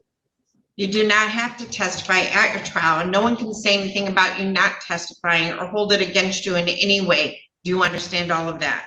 Yes, I do. On the other hand, do you understand that you have a right to testify at your trial if you want to testify? Yes, ma'am. How do you plead to the charge that you violated the terms of your probation, that you failed to report as required either by telephone or in person during the month of August of 2025 and any time thereafter? Guilty or not guilty? Guilty, ma'am. Okay. Do you understand by pleading guilty, you'll be giving up your right to trial, as I already have explained to you? Yes. Has anything been promised to you to get you to plead guilty? No, ma'am. Has anyone threatened you in any way to get you to plead guilty? No, ma'am. If I accept this plea, you will be giving up any and all claims that your plea is given as a result of promises or threats that were not disclosed to the court on the record during this hearing, or that it was not your own choice to enter the plea. Do you understand that? Yes, I do. Is it your own choice to plead guilty? Yes, ma'am. All right, so Mr. Robeson, you were placed on probation and you signed your articles of probation back on February 2nd of 2024. Now, you currently live in, you lived in Ohio at that time, is that correct? Yes, ma'am. And did you transfer your probation to Ohio? Yes, I did. One of the terms of your probation is you were to report to the probation department as often as required, whether that be by telephone or in person. Is that correct? Correct. And did you fail to do that in the month of August? Yes, I did. And did you at that point not contact them any further? So then you failed to report any time thereafter, correct? Yes, ma'am. Okay, I accept the plea. It has been given understandably, voluntarily, and accurately. The defendant has full knowledge of his rights. He does have competent counsel. Ms. Brenner, are you able to verify if any payments were made during that term of probation? No payments have been made, Judge. Okay, so I'm going to refer this matter to the probation department for a pre-sentence investigation. I'm going to set sentencing for May 1 of 2026 at 8:15 in the morning. Do you wish to appear in person or via Zoom? Zoom would be fine, ma'am. Okay, that'll be via Zoom. We will, of course, send a copy of the probation violation recommendation to both Ms. Underwood and Ms. Brenner. Anything else today, Ms. Underwood? No, thank you, Your Honor. All right, very good. You're all set, Mr. Robeson. Thank you. Okay, have a good day. You too. Thank you. If you need to like use the restroom, you just go out the door and to the left. Okay. All right, Mr. You say you're jumping. Do you want to see if there's What's the name? Christian of the child. Yeah. Christian. All right, we'll keep an eye on that court. Good morning once again, everybody. TCF Live on a Super Friday. Let's go back down to Judge Brantley Clark. That's what he was on.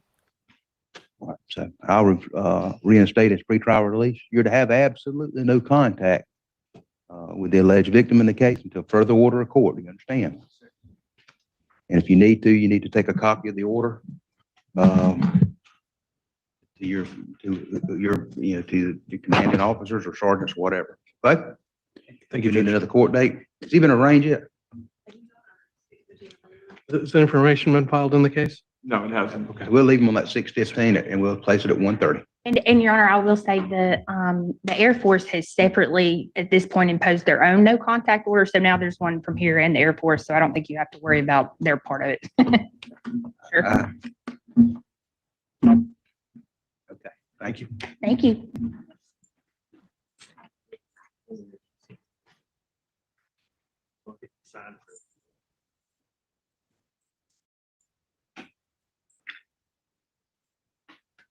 I don't think I have an attorney sign-in sheet, do I?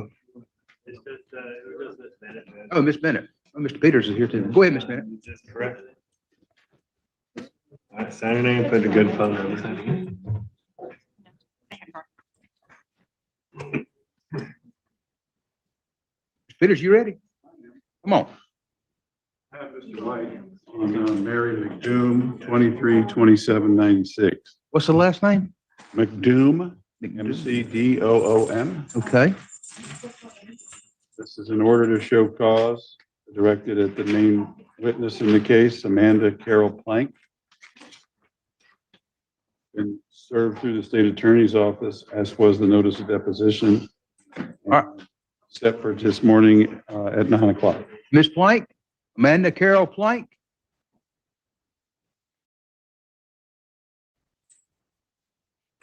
You had any contact with her? I have none, Your Honor. What's the state's position?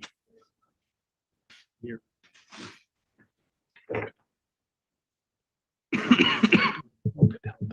If possible, the state would like another opportunity to try and get her served. This was said for the motion docket at the end of March 27th. So this would be the second time. But this is a fairly serious case. She has a significant civil case from injuries related to it. So the state. Well, she must not be concerned about the criminal case. Have you got her? Is she local? I believe she is. I've had contact with her in the past. Did you serve her with the order to show cause? The state has been the. No, I understand. I'm asking Mr. White. I'm not asking. I mean, I know you've already indicated you served them through them. Have you served her? I'm not sure whether or not we got a return of service, Your Honor. Did you try? Is what I'm asking.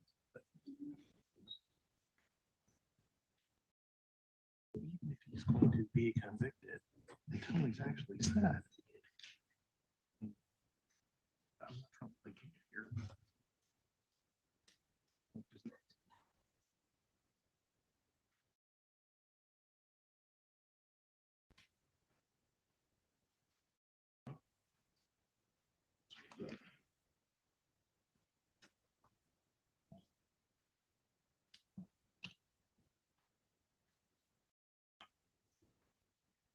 This case is 3 years old. It is, Your Honor. When's the last time you had contact with her? Sometime last year. I know that she stays in contact with her civil attorney. I bet she does. Who's her civil attorney? Laborski.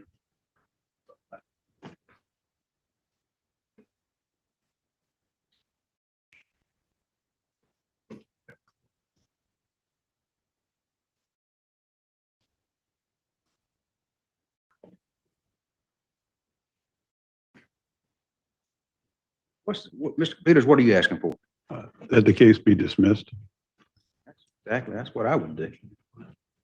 But I have the authority to do that, but, She's the key witness in the case.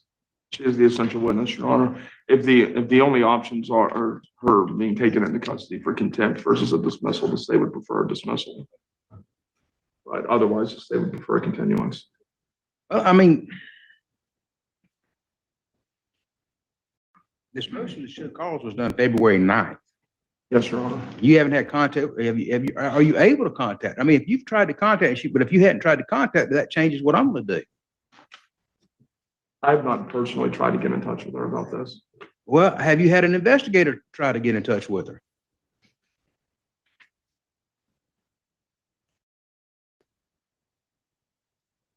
Right now, I'm gonna continue, but I'm gonna release, this young McDoom. I'm releasing McDoom from her bond, from all conditions. She just has to come to court. That's all she has to do. And then I'm gonna set this for May, is it 20th, Madam Clerk, or 19th? Motion day. May 20th at 1:30. And I'm gonna reserve on this. And if you tell me you've contacted her and she hasn't responded, I'm gonna dismiss it. But you got to tell me that if your state attorney's office is responsible for getting in touch with her and you haven't done it, but I need to know one way or the other. That's the best I can do, Mr. Peters, with that information I've got. All right. And we'll say that's the next court date. Thank you, Judge. Yes, sir. Ms. Bennett? Where's he at? Y'all tell him I'm waiting. Is this client out? Dexter, Deputy Dexter, ask Mr. Ballard to step in here.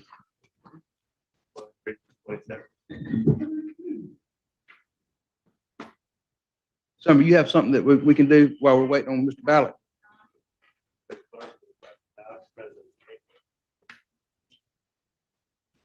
I have Mr. David Cherry here, Your Honor. It's 252239.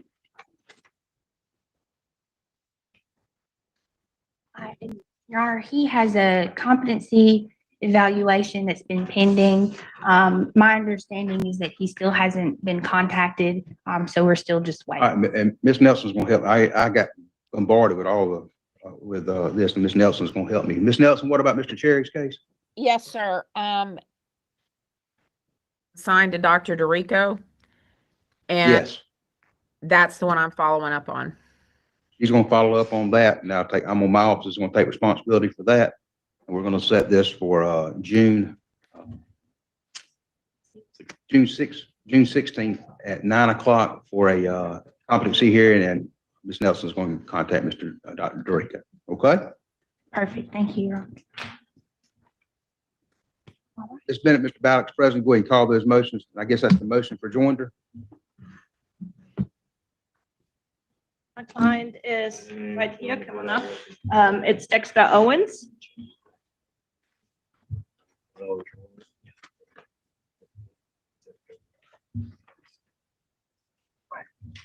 Dexter, you stand here and that way I can go on the other side.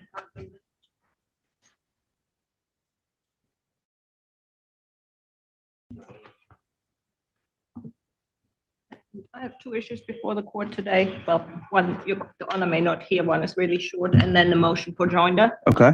The state has filed a motion for joinder for purposes of the trial for these two defendants, Mr. Nathan Alexander and Dexter Owens.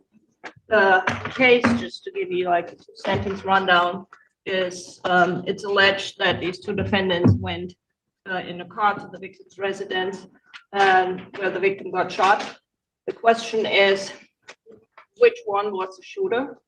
And for that reason, we object to the joinder. And I have a packet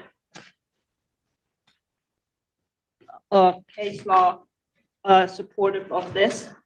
First off, while there were essentially three people in the car, Mr. Owens, Mr. Alexander, Mr. Owens' younger sister, and then the alleged victim entered the car.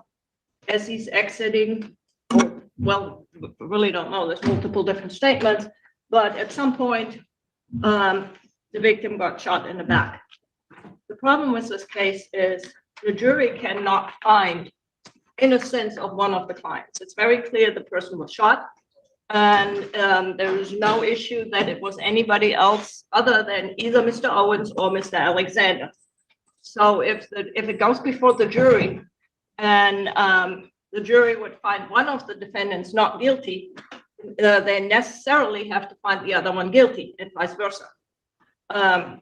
They couldn't find both of them not guilty because clearly the victim was shot. So in this particular case, they could find both of them guilty, but like I said, they can't find for one and not the other. So that's one of the problems that we have in this particular case. In the case of McCravey versus State, it's a Supreme Court case, the court says, and this is on page 3 or 5, the bottom paragraph and the top right paragraph, says essentially that the determination of all relevance must be presented in a manner that the jury can distinguish the evidence relating to each defendant's act and conduct and statement to determine fairly the individual's guilty and innocence. That is certainly possible for each one of them, but again, going back, not possible potentially for both of them.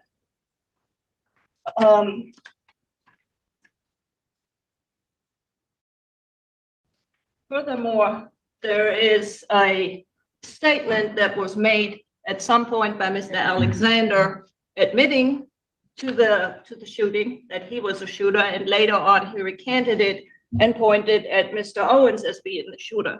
So if Mr. Alexander was not to testify, we would not be able to put that admission before the jury. So with that, because he has, of course, a right to question and vice versa. So with that, it makes it very difficult to bring everything forth. And even if he were then, if the state wants to bring the statement that Mr. Alexander pointed the finger at Mr. Owens, we can't question him if he doesn't testify. And so that would negate bringing all the evidence. Wait.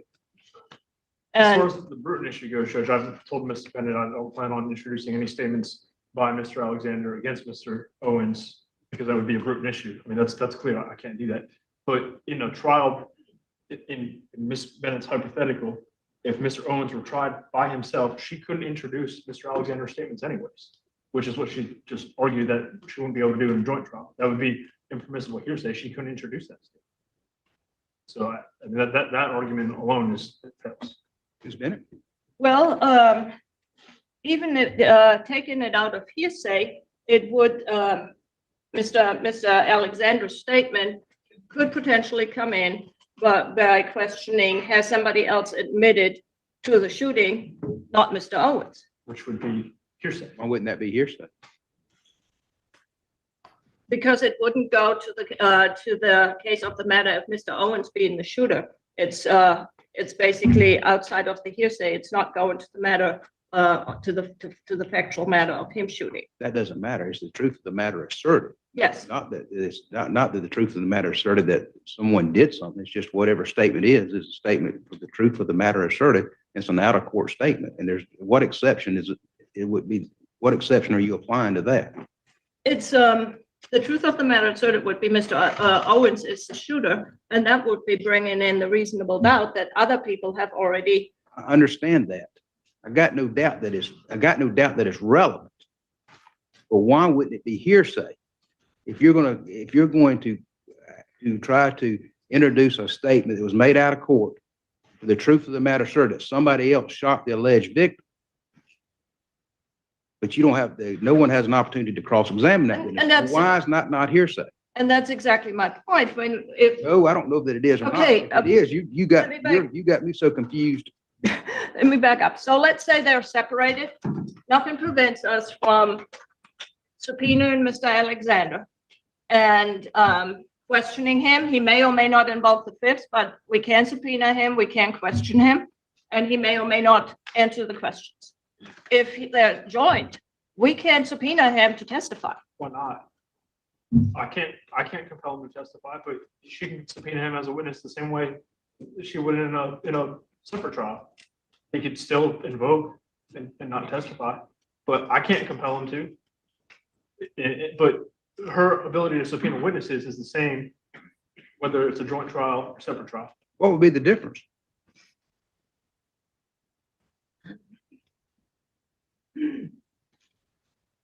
I don't know. I guess we can then. Can subpoena him. I don't know if you can or not. I'm just asking you. I mean, this. I don't I'm know not either thinking- because I don't know. it is completely news to me. Every trial I ever did with joint witnesses, it was an issue that you can't subpoena them. So if it is okay to subpoena him, even though he's sitting there, I we don't know go that like we anybody's ever subpoena this person. I think everybody's reluctant to subpoena someone who's under criminal charges and they have an attorney. They're not going to do it or they don't do it. Yeah, the fact of the matter is he's likely going to invoke whether it's a joint trial or a separate trial. And that's why it doesn't happen, because it's pointless. But her defense counsel's ability to subpoena witnesses remains the same, whether it's a joint trial or separate trial. Well, I think The main issue, Judge, is Rule 3.150 allows for joinder. It specifically is appropriate when each defendant is charged with accountability for each offense charge. And that's exactly what we have. Let me ask you this, if in the joint, if motion for rejoinder is granted and Mr. Alexander elects to take the stand, is Ms. Bennett prevented from asking him, had he made a statement that he committed the crime? Oh, absolutely. That's the point of cross-examination. If Mr. Alexander takes a stand, he's subject to cross-examination on everything. Okay. Absolutely. All right. Anything else, Ms. Bennett?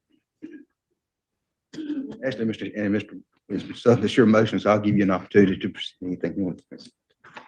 I guess this would be Mr. Dalek's statement that it would be prejudicial to his client if we end up subpoenaing and putting him on the stand and he takes the fifth. But I don't know what his position of that is. And I guess, and what is Mr. Alexander's position on the motion for joinder? We have no objection. We honestly were planning on testifying at trial, so it's kind of a moot point. He's going to testify, and if we don't join, he's expected to enter a plea where he's going to testify truthfully. Might be all from moot then. Well, the plea would be after the trial of Mr. I don't plan on entering a plea with Mr. Alexander prior to trial. That's why my plan was to try these together and do it all at once. That does, I'm not sure that. I've not made any plea offers to Mr. Alexander. Or anything else on the motion for joinder? We're set for June 1st, is that correct? At this time, yes. All right, and I'll have your order out directly on that. That's right. Is that all for Mr. Alexander? All right, and because I think we have a motion to show cause for you. Yes, Ms. I Bennett just has. want to put on the record that we also have supplied and are planning on sending to the court Richardson, we Marsh, Columbia State, Jeffries, we State, Okay. Bruton, talked about McRae and Minor.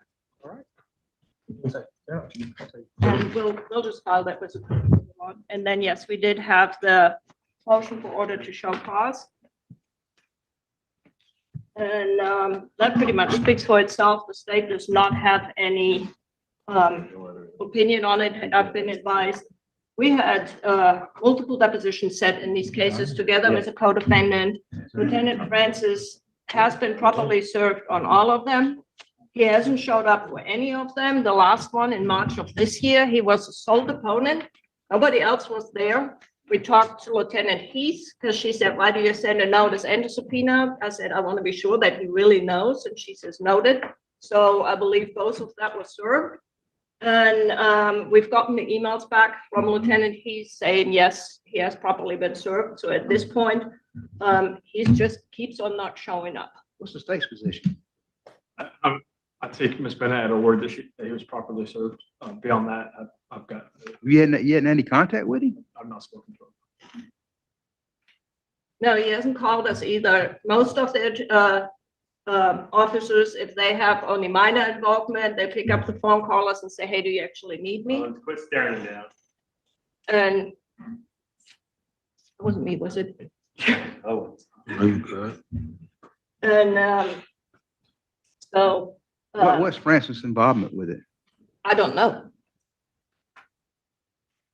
That's what I'm trying to find out. And it would have been I easy. am going to, have you got the subpoenas? You got the service? I have the emails and I got the it right here. subpoena is, should be in the court file. Looks like, Officer M. Finger. I guess that would matter was the designee. I guess Lieutenant Francis is still employed at Bay County Sheriff's Office.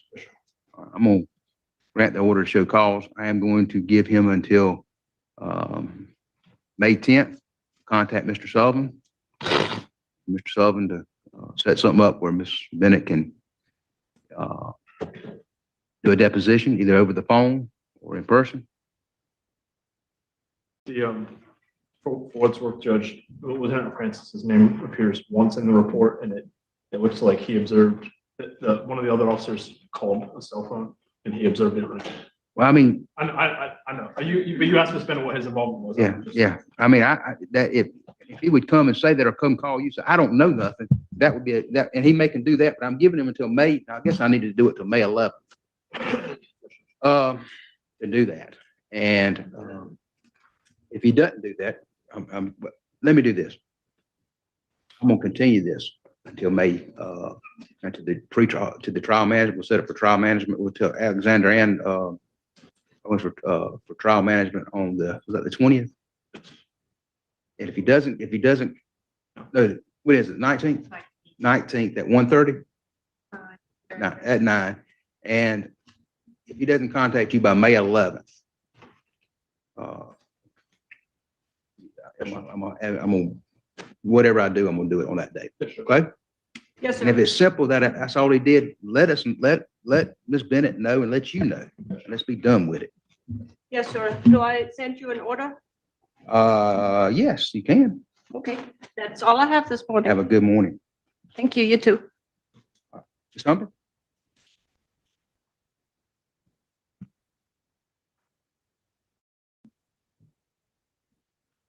I've got Matthew. All right, friends, let's change it up and move along. Fulton County, Georgia, Judge McAfee. He also agreed to an 11-person verdict once because it was a hung jury. What's that? And he won it. Yeah, he won that one. Remember, I was on vacation, then I got the text. I was like, that's not. That's. Why did you agree to that? Oh, he must just, he had that feeling. He knew. All right, we ready with Mr. Bray? Then we're on the record now. 25 SC 006-402, State versus Ricardo Bray, present in court with his counsel, Mr. Pitts, stayed here through Ms. Foster. And Mr. Bray had previously been on a trial calendar, but the parties have mentioned accountability court being explored. Is that still this outcome here? We've come up with It is something not, else. Judge. Accountability court has been their usual helpful selves. They will not continue evaluating him because they have discovered that he apparently, in their evaluation of his GCIC, his Georgia criminal information, has a warrant from a municipality for a misdemeanor in the state of Arkansas. Not an extradition, not a hold, just a warrant for a misdemeanor. And that's So they won't disqualifying. continue their evaluation. So. All right. Well, Mr. Bray, at this point, the state's going to swear you in. They have to advise you of all the rights you would waive by entering a plea. All right. So listen very carefully. Ms. Foster. Mr. Pitts, 1 second. Please raise your right hand. Do you swear or affirm that the testimony you shall give in the matter currently before this court shall be the truth, the whole truth, and nothing but the truth? Yes, ma'am. You can lower your hand. Could you please state and spell your true, correct legal name? My name is Ricardo Bray, RECARDO, last name BRAY. Are you at this time taking it under the influence of any alcohol, drugs, or medicine? Can you repeat that, please? No. How old are you and how far have you gone to school? I am born in 75, so I'm what? 50. Actually, you're 51. You had a birthday this 51, week. yeah. And how far April have you gone to 25th. school? I think I went to the 10th grade. Are you able to read, write, and understand the English language? Yes, ma'am. Do you understand that you are charged with the following offenses on this indictment? Aggravated assault? Yes, ma'am. Do you understand that you have the right to plead either guilty or not guilty to these charges? And if you plead not guilty or remain silent, you can have a jury trial? Yes, ma'am. Have you had enough time to speak with your lawyer about all the facts and circumstances known to you regarding the charges in this indictment, including any potential defenses? Yes, ma'am. Do you need more time to discuss the case with your attorney? No. Are you satisfied with your attorney's services? Yes. Counsel, are you satisfied your client has a full understanding of this proceeding? Yes, I am. And have you reviewed the indictment? I have reviewed it. We waive reading.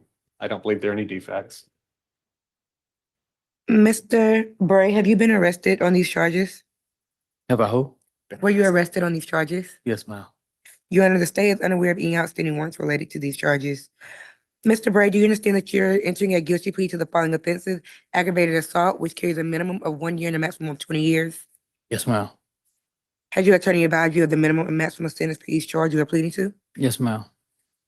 Do you understand this negotiated plea of guilty, which means the state will recommend to the court a sentence of 7 years to serve 1 time served on that 1 year? The special conditions will include no weapons or replicas of weapons, an anger management course, continued mental health treatment, no drugs unless valid prescription, no further violations of the law, and no further contact with the victim in this case. Yes, ma'am. Are you aware that the court does not have to accept that recommendation and the court can sentence you to the maximum on each charge? It can run those sentences consecutively or one after the other. Yes, ma'am. Do you understand if you are placed on probation of any kind, you cannot violate any criminal laws of any governmental unit or any special conditions of probation without being subject to revocation for the balance of the sentence? Yes, ma'am. Do you understand the general conditions of probation? Yes, ma'am. Do you understand if you violate any laws or conditions, the court could bring you back for a revocation, which means you could spend additional time in custody? Yes, ma'am. Do you understand this is a guilty plea which is permanently recorded on your criminal history? Yes, ma'am. Do you understand that if you are charged with a crime in the future, this plea may be used to enhance sentencing, including on a federal case? Yes, ma'am. Do you understand if you are currently on probation and parole, your probation and parole may be revoked based on your entering a guilty plea today? Yes, ma'am. Are you a United States citizen? Yes, ma'am. Do you understand then that there may be other adverse or unfavorable consequences as a result of this guilty plea conviction, just as there would be from a conviction following a trial?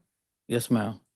Do you understand that by pleading guilty to a felony, you could not use, receive, possess, transfer, or own a firearm, and that if you did, you could be charged with another felony offense? Yes, ma'am. Do you understand that you waive any and all defenses, including any mental health defense, by entering a plea of guilty? Yes, ma'am. Do you understand that by pleading guilty, you're giving up the following rights? I'm going to say them one at a time to make sure you understand. The right to trial by jury, the right to remain silent and not incriminate yourself, the right to see and hear the witnesses against you and to question them, the right to assistance of counsel hired by you or to court-appointed counsel if you cannot afford an attorney, the right to the presumption of innocence, which means the state must prove you are guilty of each charge beyond a reasonable doubt, the right to testify on your own behalf or remain silent, and the jury will be told they cannot use your choice against you, the right to present other evidence of your own and call your own witnesses if you choose to, and the right to appeal if convicted of these charges after a trial. Yes, ma'am. Counsel, are you satisfied your client understands these rights they'll be waiving by pleading guilty to these charges? Yes, I am. Mr. Bray, has anyone forced you or promised you anything to get you to enter a guilty plea? No, ma'am. And is it your decision to waive these rights we just talked about and enter a guilty plea because you're in fact guilty? Yes, ma'am. As to indictment number 25ST006402, how do you plead? Guilty. Is this guilty plea freely and voluntarily given with full knowledge of the charges against you? Yes, ma'am. You understand that you do not have a right to appeal directly from your guilty plea, but if you believe that there's some error in your guilty plea, you can apply to the appropriate appellate court to request discretionary appeal. That procedure is outlined in OCGA 5-6-35. Yes, ma'am. Do you understand that you have only 4 years from today for a felony charge to file a habeas corpus petition challenging the voluntariness of this guilty plea? Yes, ma'am. You under the state can't give a factual basis unless the defense stipulates. Defense is prepared to stipulate. Your Honor, the victim was the a family member of the defendants. He did state that, he was suffering with pain and anxiety and that he did want to see the defendant serve jail time. The defendant was in custody for over 200 days, and we believe that jail time is sufficient. And he's just asking to put this behind him as well. Nothing further from the state. Any probation issues, Mr. Kuzu? Mr. Pitts? Yes, Judge. As the state stated, the victim in this case was a family member, a cousin, and Bray himself was distraught over the passing of his mother, and there was something said that sent him over the edge. When I first met him, he very tearfully stated to me that he didn't mean for this to happen. He's been of a position that he was prepared to resolve this all along. As we've already let the court know, we attempted to present this to the Behavioral Health Treatment Court for resolution. Mr. Bray does take medication at the jail. I've spoken with him. He is familiar with Grady at 10 Park Place and knows that that's where he can go to continue receiving his medications. He and I have spoken at length about how important it is for him to continue medication because it keeps him focused and in a good place. And when he's off it, it is not a pretty picture. He anticipates that at least initially he'll return to the family residence here in the Atlanta area on Fairburn Road. He notes that he has been informed that his cousin, the victim in this case, has moved to Noonan, Georgia. He also is contemplating a move himself to the Pine Mountain, Georgia area, where his father as well as his son reside. In addition to that son, Mr. Bray has two other adult children.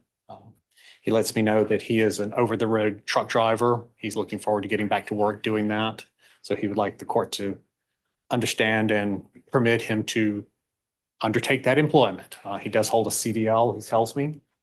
And with that, Judge, we would ask the court to receive the plea as negotiated. All right, Mr. Bray, so I just need to confirm you understand the nature of this charge? What this charge is about, aggravated assault? Just have to say yes or no. Oh, yes. And I just also need to make sure this is your decision and it's a free and intelligent decision on your part. Yes. Okay. And Mr. Pitts, you're satisfied your client is competent? Yes, Your Honor. Okay, I will find that there is a sufficient factual basis and that the plea is entered voluntarily and intelligently. And I'll sentence you, Mr. Bray. Again, I just want to ask for the record, is he eligible for first offender? He is not, Your Honor. Okay. Then I'll sentence you, Mr. Bray, as recommended, which on aggravated assault is 7 years to serve 6 months with the balance on probation. You get full credit for that 217 days that you've already done. The special conditions, no weapons, no drugs or alcohol without a valid prescription. You take an anger management course. Mental health, you keep following any treatment you've been prescribed. And your cousin apparently doesn't want any contact with you, so you shouldn't be in any way reaching out to him in any form while under this probated sentence. I'll put in a special condition here as well that you can leave the state for purposes of work, just in case that's an issue with probation. And for any technical violations like failing to report, those will be handled by your probation officer with a sentencing cap of PDCR SAT under the sentencing options system. Do you have any questions, Mr. Bray, about anything we've covered here today? No, sir. Oh, All right. Well, I wish you the best of luck. That'll resolve your case with us here today, okay? Thank you. All right, Mr. Kuza from probation will be meeting with you before you leave. Yes, sir. We're off the record. Take care. Thank you. Thank you, Judge. Thank you. Okie dokie, friends. TCF Live. It's a Super Friday. Let's go to Michigan. Judge Middleton. He's holding court from a closet.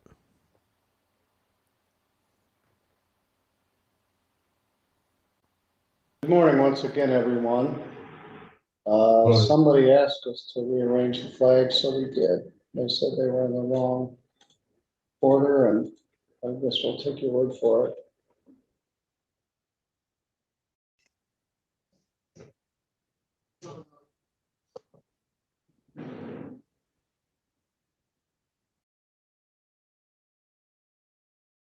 This is a bench warrant arraignment and a criminal arraignment in several cases versus Patrick Bernard Jones.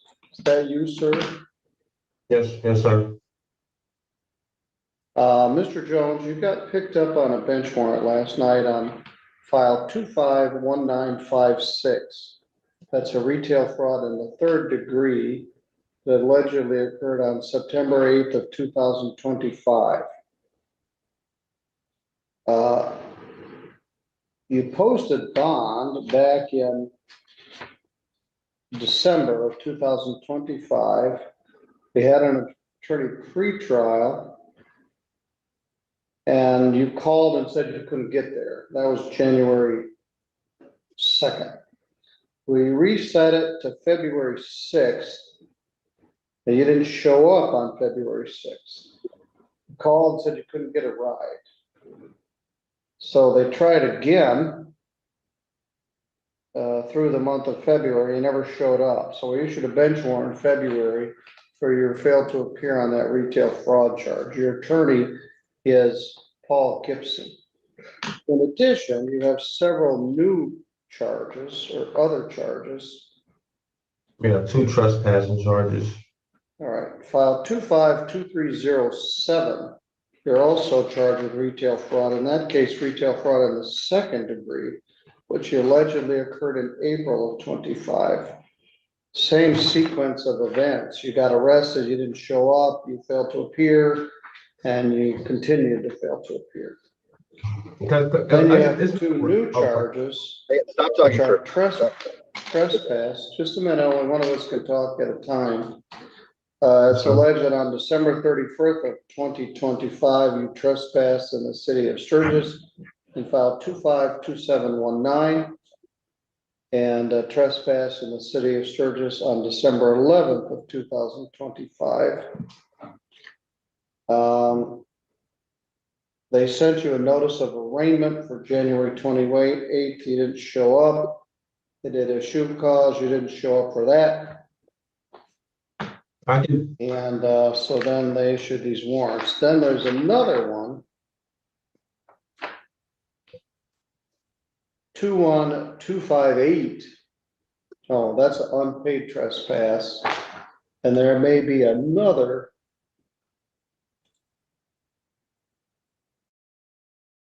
Two, 2370, 2320. I guess that's it. So you have 2 retail frauds that you failed to appear for and 2 trespasses that you failed to appear for. The distinguished gentleman appearing with us here is Mr. Keith Stickley. He is the Chief Public Defender. How did you get arrested last night? I turned myself in last night. I knew that I had warrants and was going through some things with the home that I was staying in. The guys tried to basically take over the home that I stayed in, that I was paying rent in, and I had to call the police. And you know what I'm saying, I had to turn myself in just to deal with that, just so police can deal with that. How did you go about turning yourself in? I called the police, and the police came to where I was. All right, where was that? It was I was sitting at Walmart.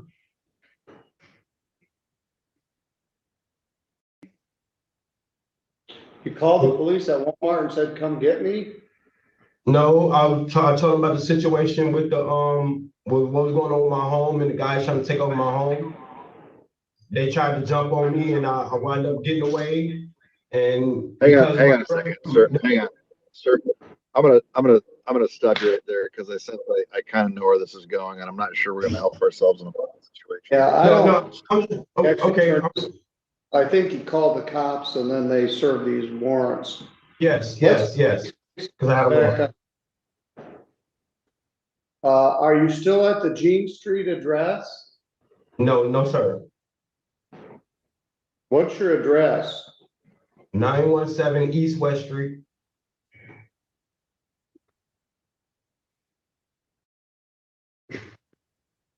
Sturgis? Yes, sir. Are you employed? Yes, sir. Where's that? I do landscaping at Sleazy's Landscaping. I don't know where this place is, but I just work with the guy. I do landscaping with the guy.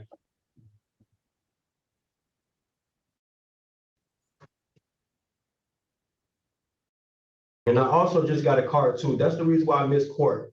I don't mess with anybody. I don't mess with anybody. Like I'm a loner for real. And I just got a car so I can. We're here all day, every day. Now, did you ever contact your lawyer? No, I contacted the courts. I did contact the court. As a matter of fact, yes, I did. I did contact my attorney.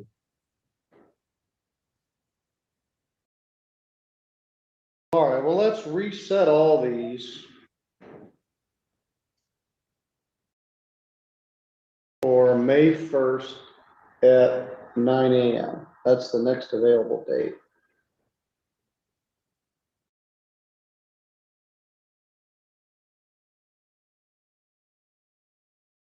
With Mr. Gibson.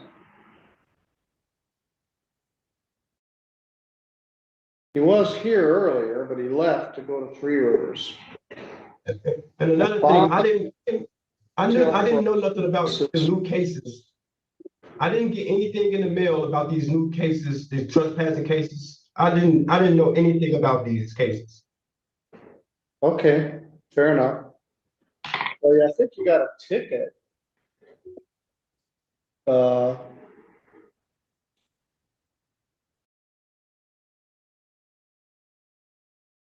Warrant mask. You got a ticket that told you to appear with it on January 6th at 8:15. So those weren't a total surprise. Bond is $250, cash or surety in each retail fraud case.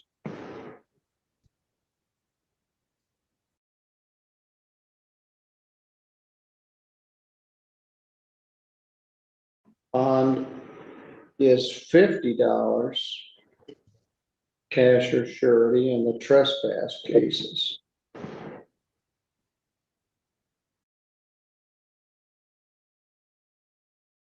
This is the kind of cases that could probably be resolved if we get you, the prosecutor, together, all at the same place in the same time.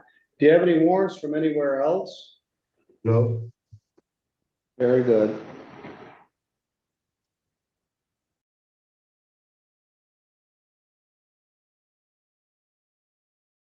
You've been kind of playing fast and loose with the rules.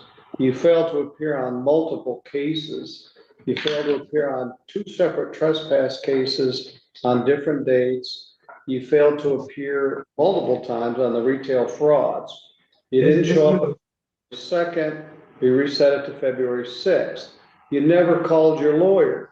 You didn't show up on February. I did, sir. I promise you. I promise you I did. I always call. I never just not call. Like, well, then you didn't show up. So we reset it for your benefit on February 6th. You didn't show up then. Then you never showed up again. We're here all day, every day. We dinked around with this during the whole month of February, trying to get you in here. You never called your lawyer then, and you never called us. So you didn't exactly turn yourself in. You called the police, and they served these open warrants. So if you post these bonds, the total would be $600. If you don't post the bond, I will see you next Friday with your lawyer present at that time. And we'll let Mr. Gibson know that you're presently in jail and he can come discuss this with you. All right, good luck, sir.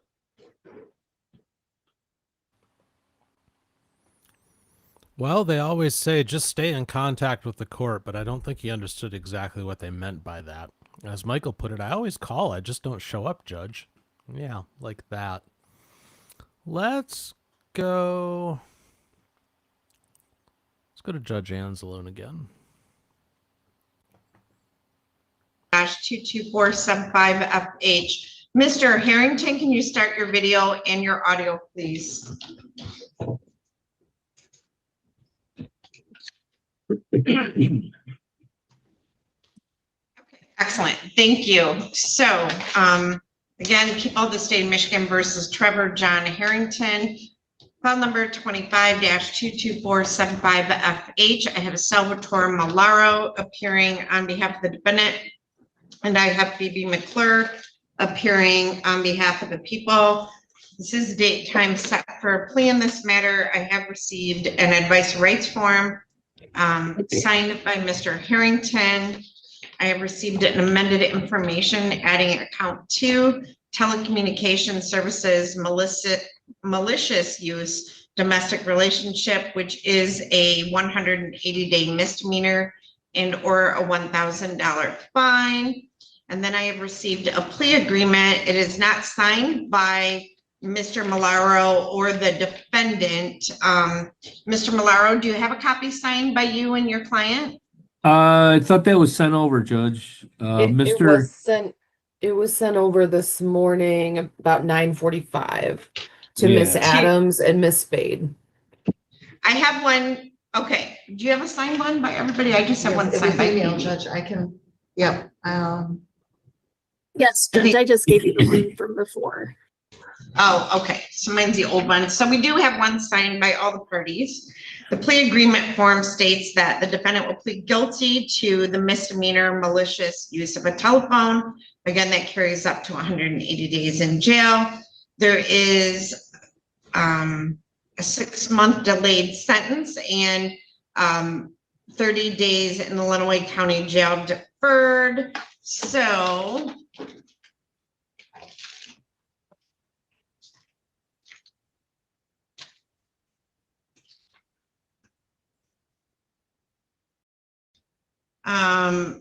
so at this point, if it's a delayed sentence, what is your thought process behind that, Ms. McClure? Because would it be what happens at the end of the 6 months?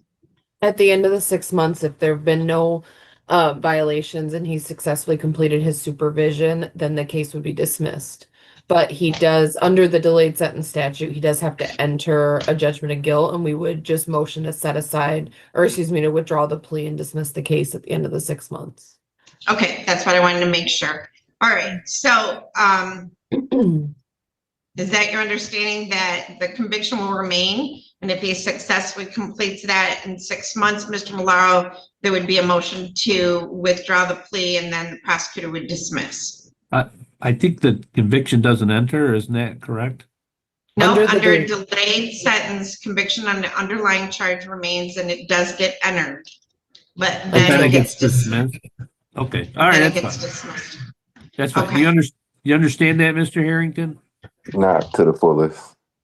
Okay. Okay, so Mr. Harrington, basically, you're being offered a delayed sentence, which means that you're going to enter a plea today. Do you want us to delay the sentence out 6 months, Ms. McClure, as well? Yes. Okay, so Mr. Harrington, what we're going to do, if you want, is I'll arraign you today. You can enter a plea to the misdemeanor. I will set sentencing out 6 months, okay? And in 6 months' time, if we come back and there's been no violations and you continue to successfully follow your bond conditions, you will withdraw your plea and the people will dismiss the charge. Okay. Got it? Much clearer. Thank you. Okay, do you have any questions for your attorney or do you need to talk to your attorney? This is more of a, could I ask a question as far as the 6 months go, or is it just pertaining to my attorney? Say that again? Could I ask a question regarding the 6 months, or is it just a question to my attorney alone?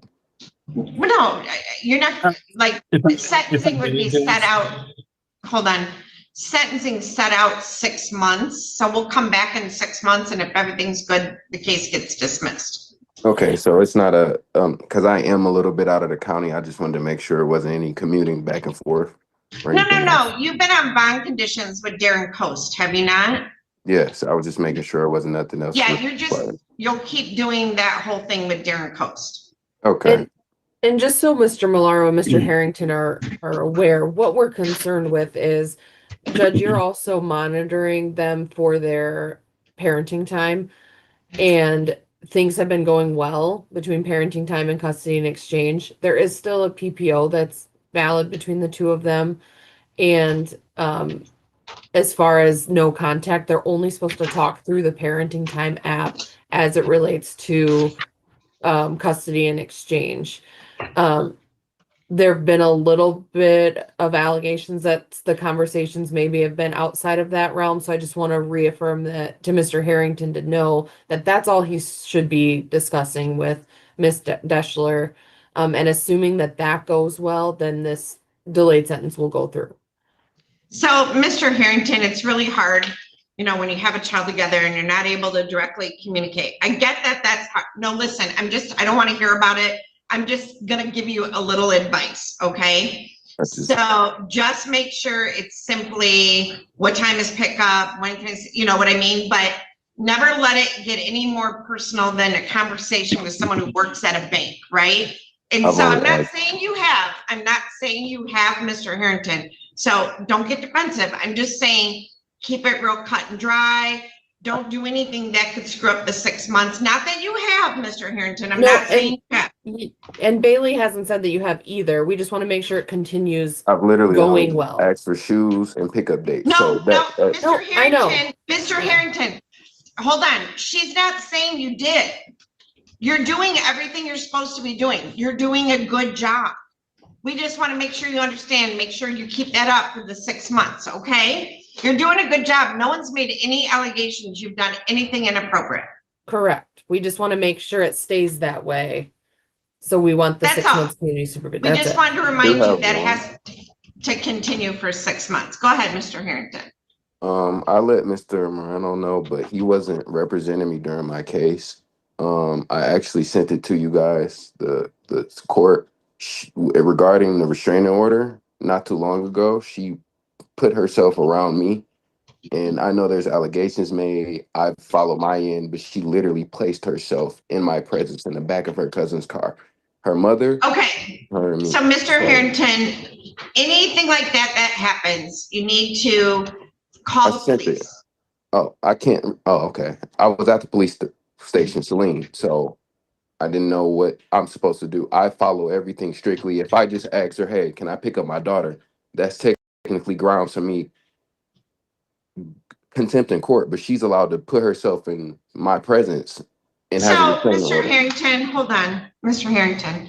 So you guys use app close to communicate regarding the minor child, correct? Correct. And you're saying that you asked to see your daughter and you think that's a violation of that? No, Your Honor. I'm just saying in the earlier stages, you know, you represented the cases. I had a little gray area understanding what and what not. I have not used any form of communication other than picking up my daughter or asking, hey, does she need diapers or clothes? That's it. No communication other than that. My issue is maybe a month or two ago, before Mr. Moreno was on my case, and I had Mr. Glazier, I informed the court that she placed herself in my presence at the Saline Police Station. I put it in file and everything, and nothing happened. So I don't have a mal issue on my issue, no, but anything that I do minor, rather communicating, trying to see my daughter more, anything like that, I'm get held for contempt. But she has a restraining order and is allowed to place herself around me just to be nosy per se and see how my life is going. That just didn't add up to me. And I know Mr. Moreno didn't get a chance to really go over that because he was trying to handle the. So, Mr. Harrington, hold on a second. I'm a little confused. So I have hundreds of cases a week. So I don't particularly remember everything that happens on every case. So is she not allowed to be at the exchange? No, she has a restraining order on me. This whole case, I'm not even allowed to talk to her. How are you supposed, Mr. Harrington? Hold on. How are you supposed to do the exchange of the child for visitation? It's normally her mother and her cousin. There's only 3 people on file. Herself, her mother, and her cousin. Okay, so those 3, hold on. Okay. Those 3 people are allowed to bring the child to the police station and exchange. Correct. So I'm guessing even if there's a PPO and the PPO allows for that and the bond conditions allow for it, she can be there, correct, Ms. McClure? Yes. But if she talks to you, see, the point of doing this at a police department is it's usually videoed, right? So I don't understand, Mr. Harrington. I'm going to put you in a breakout room with Mr. Malaro. It's okay, Yana. No, it's not okay because I don't want anything to come back and be an issue. So I want you and Mr. Malaro to take a minute and make sure we're clear on everything because I don't want you to get in trouble for something you didn't Judge, can we do a you breakout? understand? Can I do a breakout? I'm doing on it this right one? now. There you go. Thank you.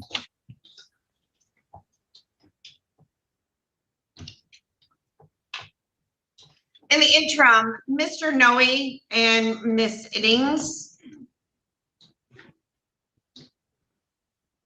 I am Morning. going to, good morning. Mr. Noe, your client's with you or separate?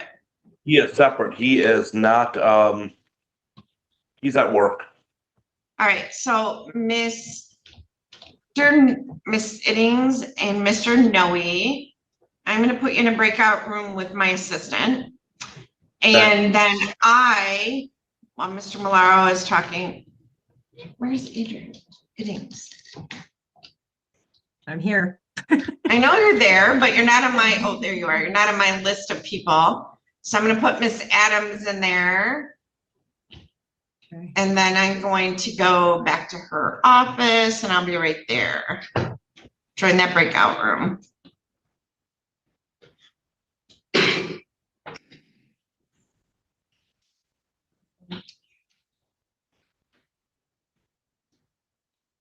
I will be right back. I'm gonna go back there.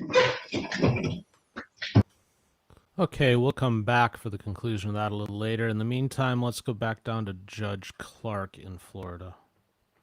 With mother? Yes, sir. All right.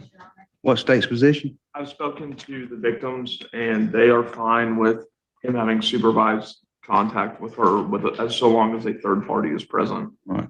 Can they agree to a third party? Yes, sir. Mr. Watts? You're asking for a specific third No, party? I'm asking if they can agree, if the family can agree with Mr. Gonzalez.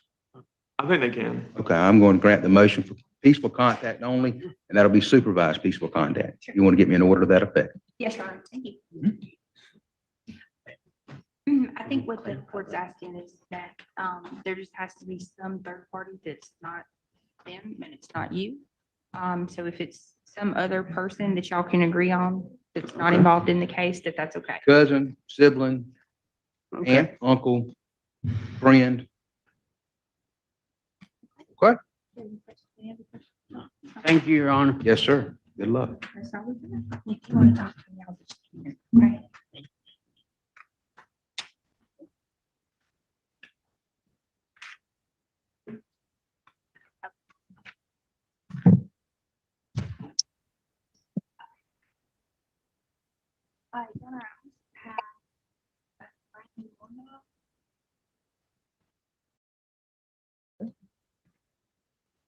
And that 214889, it's a motion for early termination of probation.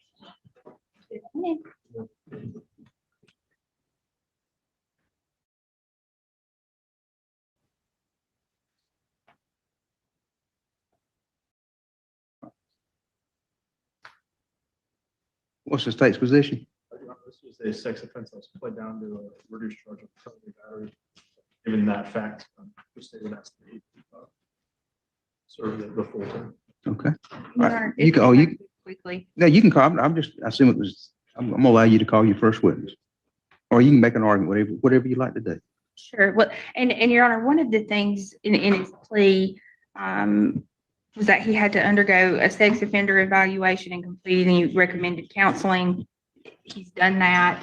I don't think that he's a risk to anybody. He's done exactly what he's supposed to do. As far as the felony plea, to my understanding, the alleged events that made up the basis for the plea, he was 19 years old at the time, and again, he's completed everything he's supposed to. He hasn't had any violations or any issues at all. So we'd ask that Your Honor consider allowing him to go ahead and terminate probation. What in the world? Why is this probable cause affidavit redacted? That makes sense, Madam Clerk.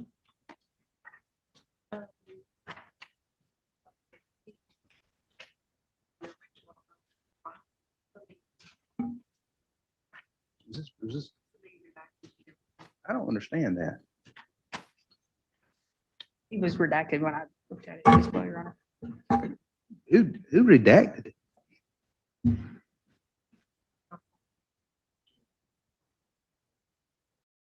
Why would they do that? If you'd like to, Judge, I have the unredacted version. Yeah, let me see. Right.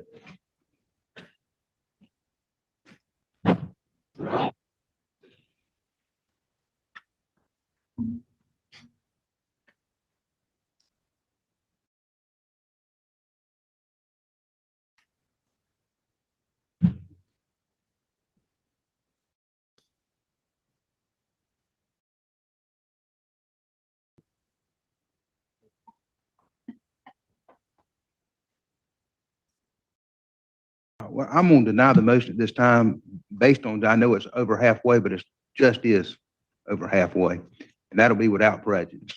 So, I'd like for him to, based on the nature of the charge, but I will, that's without prejudice to file another motion. Okay? Yes, sir. Good luck to continue what you're doing. And I'm taking that, and I've taken that all into consideration.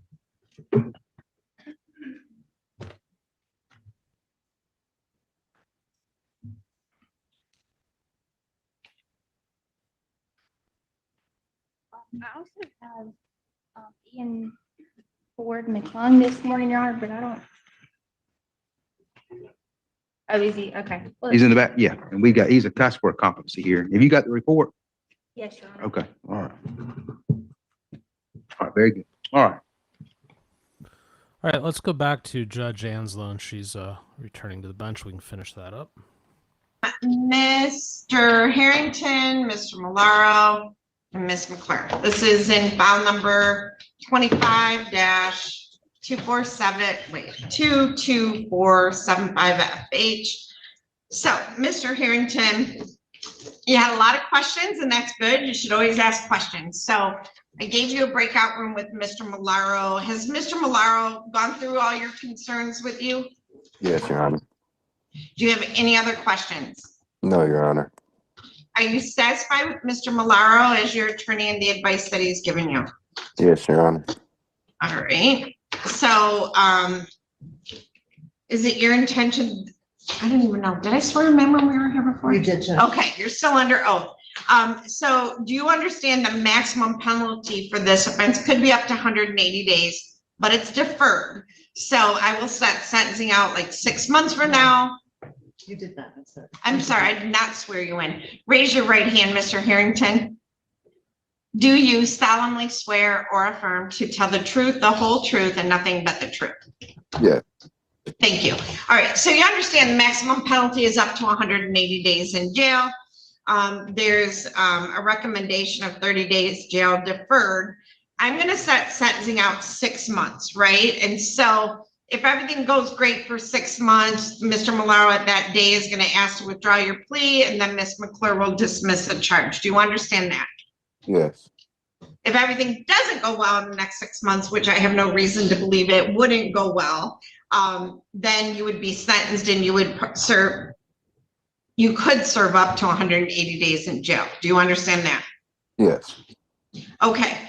So other than the plea agreement form, neither the prosecutor, the defendant, or anyone on the defendant's behalf has discussed any possible sentence with that court other than the agreement. Is that correct, Mr. Malaro? That is correct, Judge. Ms. McClure? That's correct. Is there any, you look like you had a question or something you wanted to say, Ms. McClure. Did I miss something? No. No. Okay. Now, is that correct as far as you're aware, Mr. Harrington? Yes. Okay. If a guilty plea is accepted, there will be no trial. This means that you'll be giving up rights that you would have at trial. I'm going to explain those rights to you now to make sure that you understand them. You have a right to a speedy public trial by jury. You may ask for a non-jury trial, and if the prosecutor and court agree, I'm sorry, you can have a non-jury trial. You have the right to be presumed innocent until proven guilty beyond a reasonable doubt. You have the right to have the prosecuting attorney prove beyond a reasonable doubt that you are guilty, and you do not have to prove anything. You have the right to be present at trial and have witnesses against you appear at your trial and to ask those witnesses questions. You have the right to have the court order any witnesses you have for your defense to appear at trial. You have the right to remain silent during your trial, not to have your silence used against you. However, you also have the right to testify at your trial if you want to testify. Do Do you understand that if your plea is accepted, you may be giving up the right to appeal issues that would otherwise be appealable if you were convicted at trial? Do you understand that, Mr. Harrington? Yes. Do you understand that any appeal from the conviction and sentence pursuant to the plea will be by application for leave to appeal and not by right? Do you understand that? Yes. Do you understand that if the plea is accepted and you engage in any misconduct as defined in MCR 6.310 between now and sentencing, the court will not be bound by any sentencing agreement or evaluation, and you will not have a right to withdraw your plea? Do you understand that? Yes. Misconduct is defined to include, but is not limited to, absconding or failing to appear for sentencing, violating terms of conditions on bond, or the terms of any sentencing or plea agreement, or otherwise failing to comply with an order of the court pending sentence. So basically what it means is for the next 6 months, if you were to get another charge or violate your bond conditions, this plea agreement could actually just completely go out the window. Do you understand that? Correct. Okay, Ms. Adams, could you have Mr. Coast log on, please? If you are not a citizen of the United States of America, a conviction of a crime may result in deportation, exclusion from admission to the United States of America, or denial of naturalization. So, Mr. Harrington, I know we've been on the record for a long time with you. Do you have any other questions about the rights that I've given to you? No, Your Honor. All right. How do you wish to plead to the charge that on or about September 18 of 2025 in the city of Adrian in the county of Lenawee that you did commit the offense under count 2, telecommunications services, malicious use, domestic relationship? Guilty or not guilty? Guilty. Has anyone made any threats or promises to you to induce you to plead guilty to this charge other than the agreement that was placed on the record? No, Your Honor. Thanks, Ms. Adams. Do you understand if I accept this plea, you will be giving up any and all claims that your plea is given as a result of promises or threats that were not disclosed to the court on the record during this hearing, or that it was not your own choice to enter the plea? Do you understand that? Yes, Your Honor. Is the prosecutor or defense counsel aware of any promises or threats or inducements other than the plea bargain to induce the defendant to plead guilty? Mr. Malaro No, Judge. and Ms. McClure. No, Your Honor. Other than what we placed on the record, Mr. Harrington, has your attorney promised you any other particular sentence or estimated what the sentence would be other than the agreement? No, Your Honor. Is it your own choice to plead guilty? Yes, Your Honor. All right, so Mr. Harrington, on September 18 of 2025, were you in the city of Adrian in the county of Lenawee? No. Miss Deschler would have been, Your Honor. Okay. Judge, the statute says it's either where the call originated or where it was sent, received. Right? Correct. Yeah, so the call would have been. Mr. received. Malaro, hold on, Mr. Malaro, perhaps you would like to voir dire him? Actually, I would prefer it, Judge. Thank you. All right. So, Mr. Harrington, is it true that on the date the court mentioned you were in the state of Michigan? Correct. And Miss Deschler was here in Lenawee County? Yes.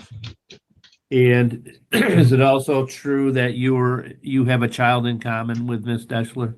Yes. And at the time, and that was true at that time when these phone calls were made? Correct. Is it true that under section subparagraph H, which refers back to subparagraph E, there were repeated telephone calls to Miss Deschler that you initiated?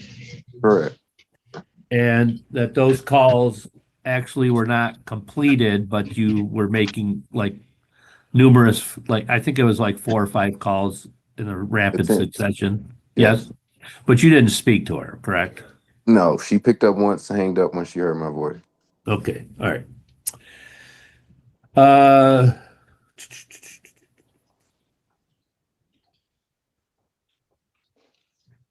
I think that satisfies the statute, does it not, Ms. McClure?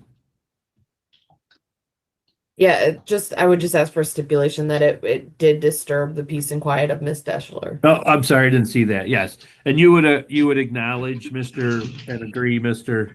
Harrington, by doing these repeated phone calls, that disturbed her peace or quiet of her person. You would agree with me? Okay. Yes. Now, People yeah, are I'm sorry, satisfied. I didn't see that part. Is the No, court that's okay. state satisfied? Ms. People are McClure, satisfied. has court complied with the MCR 6.302 B, C, and D? Mr. Malaro I believe the court has, Your Honor. and Ms. McClure? Yes, Your Honor. All right, I accept the plea has been given understandably, voluntarily, and accurately. The defendant has full knowledge of his rights. He does have competent counsel. This court, other than the agreement that was placed on the record, has made no other agreement regarding the possibility of a plea or possible sentence in this case with the prosecutor, the defense attorney, the defendant, or anyone acting in the interest of either of them. So I'm going to refer this matter. Do we refer it now for a pre-sentence report, or you want to wait till 6 months? We can wait 6 months. Okay, so Ms. Adams, I'm looking for a sentencing date in October. Judge, I am looking at October 23rd at 8:15. All right, could we mail a notice of hearing to Mr. Harrington? Yes. Okay, so I'm going to set this for sentencing on October 23rd at 8:15, Mr. Harrington. We will mail out an address. You're in Taylor now, right? No, Elma. ALMA. Oh, you're in Elma. Okay. Correct. Your house number is 206. Correct. Okay, we will mail a notice of hearing for sentencing. If you move or anything, make sure you keep your phone number and your address updated with Mr. Malaro, and we will mail that sentencing out, notice of hearing out. If in the event that an incident occurs or you have a question on how to proceed, reach out to Mr. Malaro. But if there's ever an incident where, like, the other individual, like I always tell people, if you have a restraining order or PPO and the other person contacts you or does something, make sure you shut the door, get away from the situation, and call the police, okay? Yes. And then we'll be back on October 23rd at 8:15 in the morning. Do you want that to be via Zoom, Mr. Harrington? Yes, preferably. Okay, and then I want you to continue to work with Mr. Coast and comply with all his directions, okay? No problem. All right, so very good. We'll see. Anything else, Ms. McClure? Yeah, I would just ask that the next calendar dates be vacated. We had a pretrial for May 27th, and then obviously the jury trial in June. Okay, perfect. Thank you. All right, Thank we'll you. see you back in October, Mr. Harrington. Good luck. Thank you, Your Honor. Thank you. Alrighty, friends, TCF Live on a Super Friday, about to enter hour 4. I want to go in the Wayback Machine for just a couple of moments. There was something that I caught yesterday that I can't tell you the last time I actually saw this happen anywhere, to be honest with you. And this is in Judge Devin Collier's court, Gulf County, Florida. Let's take a quick look. All rise. Circuit Court, Union Gulf County now in session. Hey, good morning, everyone. If you will, please join me in the Pledge of Allegiance. I pledge allegiance to the flag of the United States of America and to the republic for which it stands, one nation, under God, indivisible, with liberty and justice for all. Hey, thank you. Please be seated. It's April 20. So tell me the last time you've actually seen the Pledge of Allegiance being done. That really struck me. I can't tell you the last time I've seen a judge do it. I can't tell you the last time I've seen it done anywhere. And I liked that. Whether you agree or disagree with leadership, the direction that the country's going, whatever the case may be, this is our country. Regardless of our beliefs, our differences, whatever, we need more of that. We need more of that coming together to just say, hey, we're one country rallying around one flag. So I just thought that was cool, wanted to share. Let's go. Really, Wahoo? Cringe? Okay. You're entitled to your opinion. I don't know that I agree, though. Let's go back to Judge McAfee, new contestant. Good. We're on the record now with 26 SC 001428. Oh, Judge, I'm sorry, if I could just have 1 second.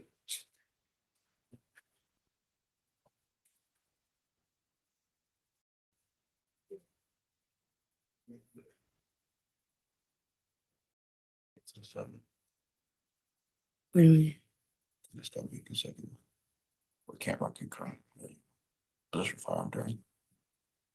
Okay. Yeah. So two. So, yeah, 2 on that consecutive probation. Sure, Gives us please do. That's fine. 5 days. And this is State versus Khadijah Ray, present in court with her counsel of record, Mr. Simonoff. Case having been recently arraigned. And State here through Ms. Foster. I understand the parties have reached a negotiated resolution in lieu of a bond hearing today. And so, Ms. Foster, if you could swear in Ms. Ray, and Ms. Ray, listen very carefully to these questions, and she's going to advise you of your rights. Please raise your right hand.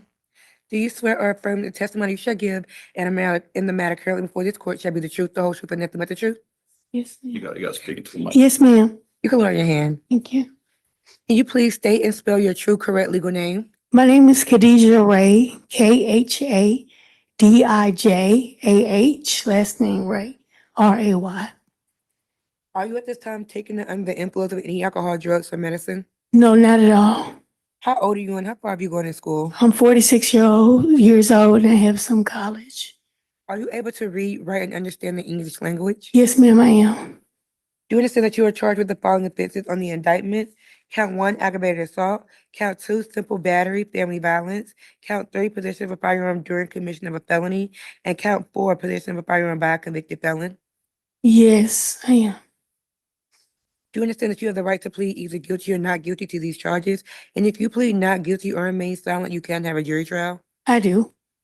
Have you had enough time to speak with your lawyer about all the facts or circumstances known to you regarding the charges in this indictment, including any potential defenses? I have. Do you need more time to discuss the case with your attorney? Not at all. Are you satisfied with your attorney's services? I'm very satisfied. Thank you. Counsel, are you satisfied your client has a full understanding of this proceeding? I am. Have you reviewed the indictment in this case? We have. Do you waive formal reading of the indictment? We do so waive.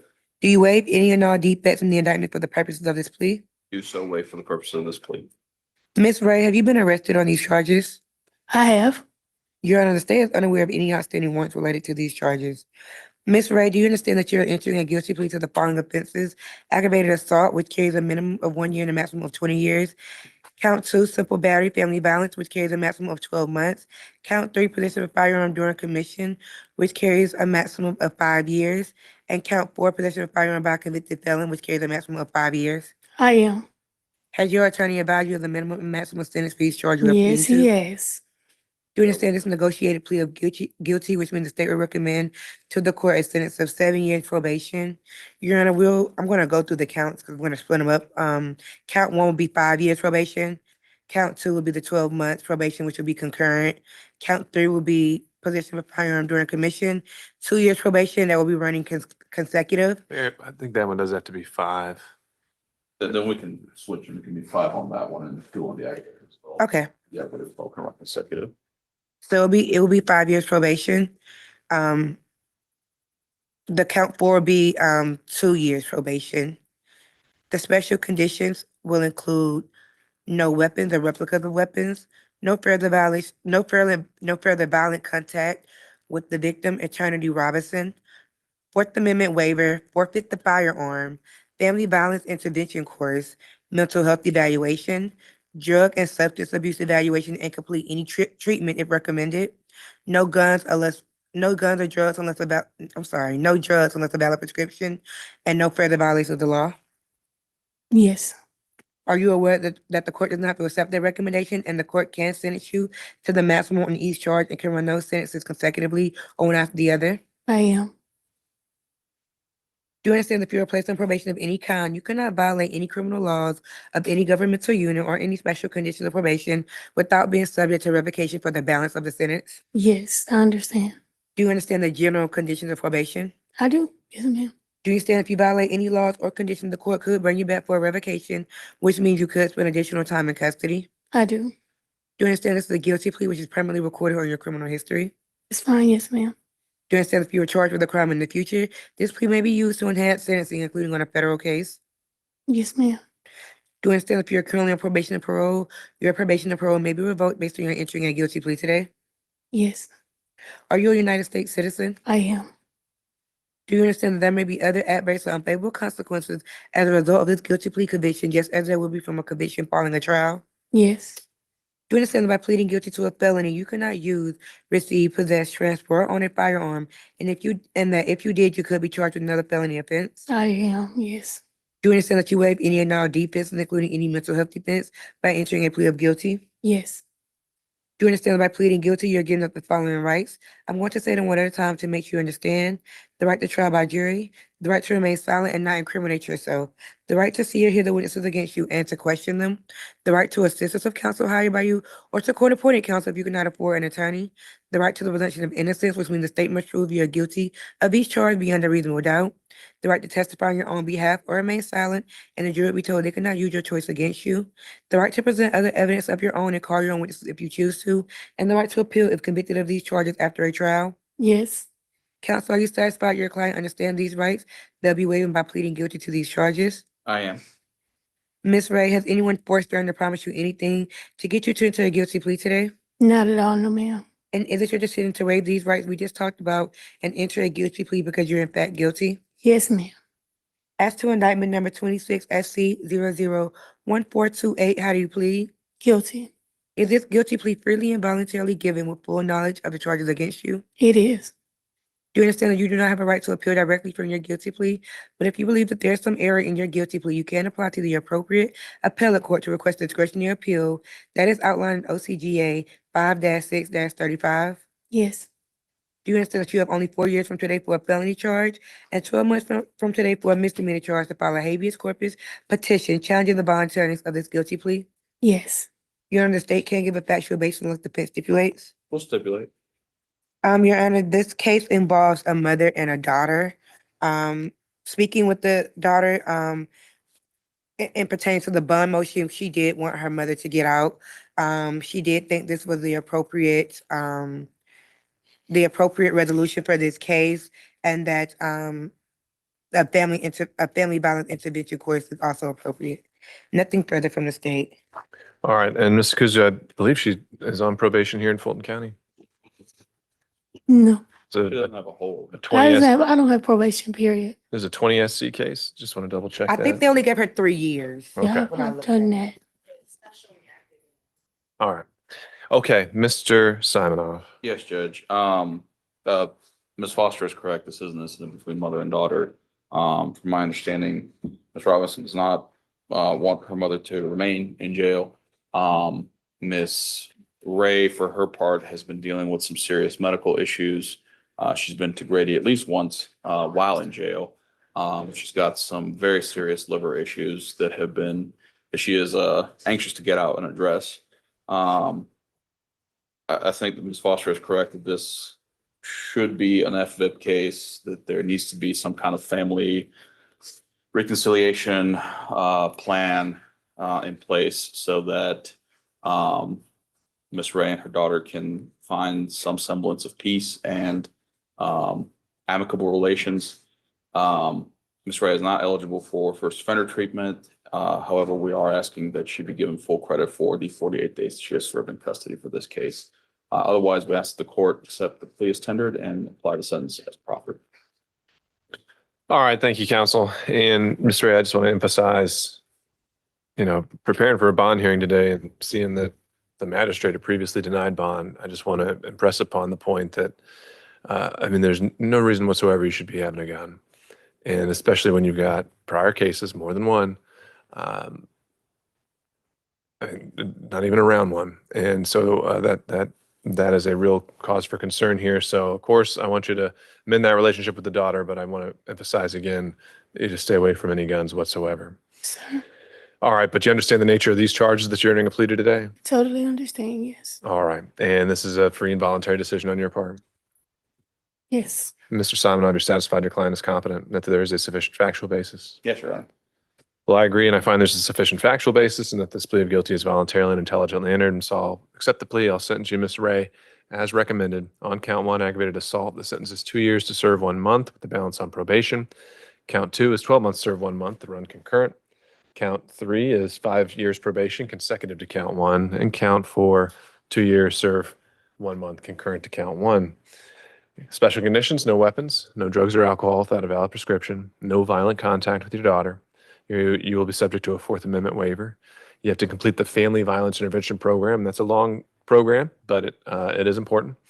Mental health evaluation and any recommended treatment, alcohol drug evaluation, any treatment. You're going to forfeit that firearm. And for any technical violations like failing to report, those are handled by your probation officer with a sanctions cap of PDC or RSAT under the sentencing option system. Yes, sir. Do you have any questions, Ms. Ray, about anything we've covered here today? And I totally understand and I appreciate it. All right. Well, I do wish you and your daughter the best, and we should have that filed today, and hopefully you'll be out before too long, and that'll resolve your case here with us. Okay. Thank you so much. All right. Take care, Ms. Ray.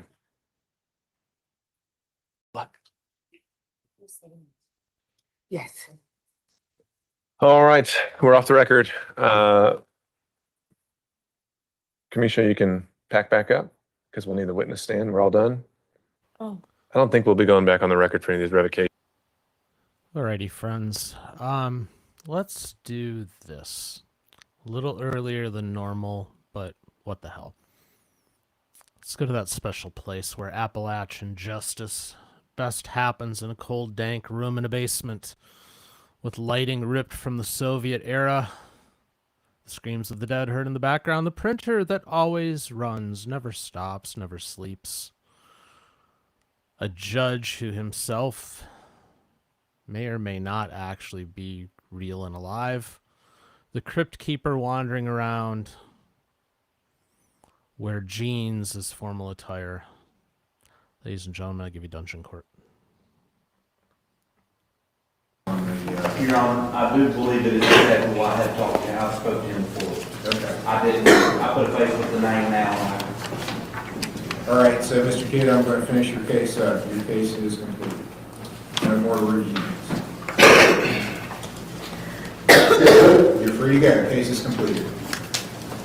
Thank you, Your Honor. You're welcome. Ryan Wadley, 25, 21, 28. Ryan Wadley is here. Have you done the driver intervention program yet? Yes, sir. Okay. I got my certificate with me for Yeah, that. with you? Okay. Yep. I don't see one in the file, so.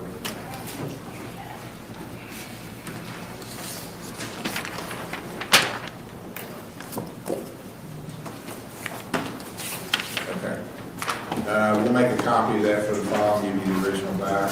There is a copy of it in there. Should be Okay, a so copy Mr. already. Cooper, you can take a copy. Community service. I still need to do that, sir. I See plan that. on. When are you going to do it? I guess when are you going to do it? I'll start it tomorrow morning. All right, very good. Oh, and generally, let me announce to everybody that has community service obligations or even fines, we give people credit if you do community service. If after you've completed what you're ordered to do, you do extra, it'll go toward your fine, $50 a day. Okay. On May the 2nd, there's 2 townships that are doing cleanup day, and to encourage people to come out, we're giving double credit. So you either get 2 days credit toward your community service for coming that one day, or you get $100 off your fine cost for coming that one day. Okay. So 7:30 a.m., May the 2nd, you come right here, and we'll get you to where you need to go. It'll either be Union Township or Rome Township. They both have a cleanup day that day. Okay. Okay, so let's, are you paying anything on your phone? I paid $50 this morning. Online? Yes.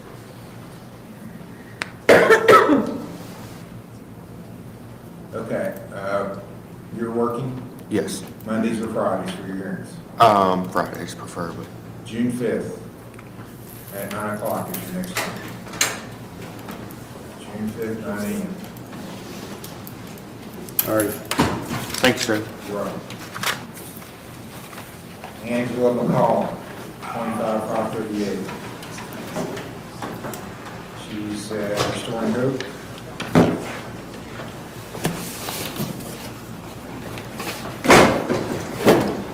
And it looks like she's doing what she needs to be doing, so it's a good report. Do we have a time frame for her finishing up? Anything on that, or have they given you a time frame? No, as far as I know of, I worked my fines off and I finished my community service. Well, I meant your treatment. Oh, no, I don't, no, it's really no set time. Okay.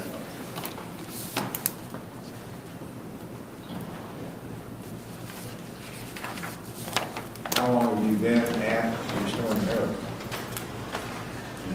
Recall when you Beginning started of there? December of last year. December?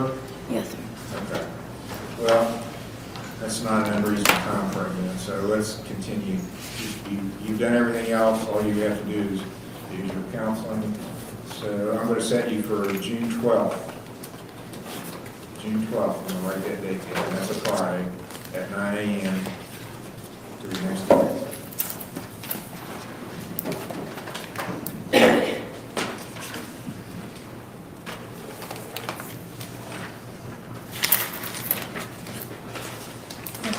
You're welcome. Thank you, Your Honor. You're welcome. Sean Miller, 24, 739, 24, 23, 65, and just fines. You don't have any community service left, and you're at home. Yes, sir. She got my report. She's back there. Okay. You have a report from hometown?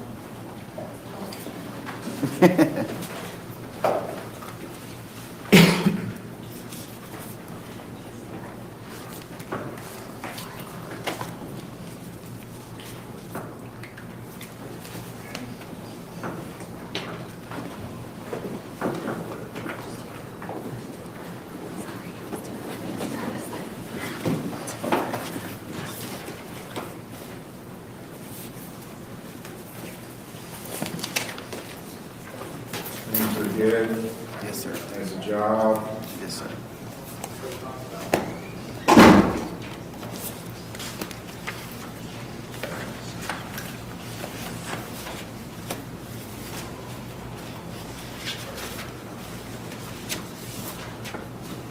How do you feel about things? I'm doing great. Good. My life's finally going better. I feel better. Things are going good. Good. All right, well, let's continue. You still have some fines to pay, and can you pay anything on your fines today? I don't get my first check till this coming Wednesday, so. Okay, well, your sobriety's the main goal. As soon as I do, I'll make Looks good. As soon as I do, I'll make a little payment toward it. Okay. Or I might start doing community service my days off. June 5th will be your next hearing, 9 o'clock. Thank you, sir. You're welcome. Thank you, Your Honor. You're welcome. David Moore.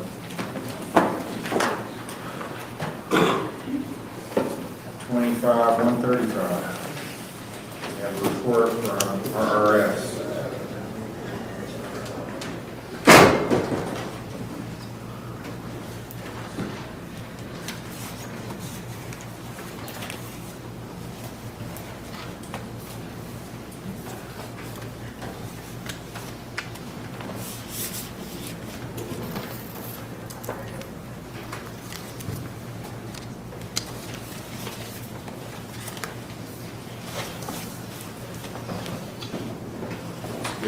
Good report, says you're compliant.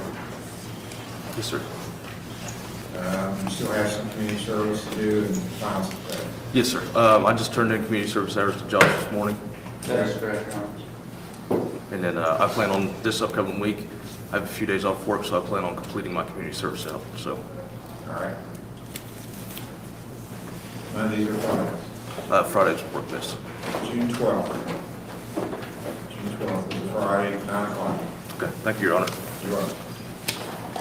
Mary Morrison, 25-171. She's at Southern Hope.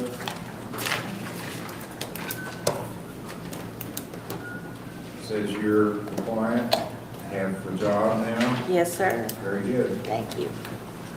Can you pay anything on your phone? I will as soon as I get my first check, Your Honor. You only owe $25, so I'm showing you. You can work it off, or half a day gets you where you need to go. Okay, I'm off this Saturday. Okay. Set your next hearing for June 12th, 9 o'clock. Thank you, Your Honor. You're welcome. Judith Napier, Kirsten Shipman, Alexis Smith, Jared Stover, Shania Westmoreland.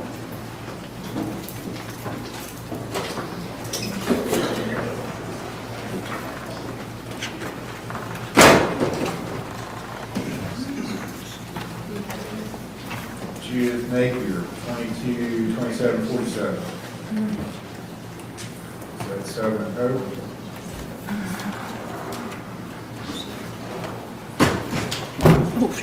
Sorry. Okay, it's a good report. It says great attitude, great mindset. Okay, community service is done. You owe fines, you can work those off too if you want. You heard what I said about the May 2nd date, right? Yeah. Okay.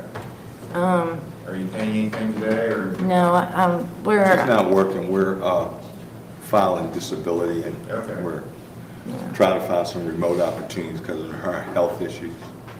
June 12th will be your next hearing.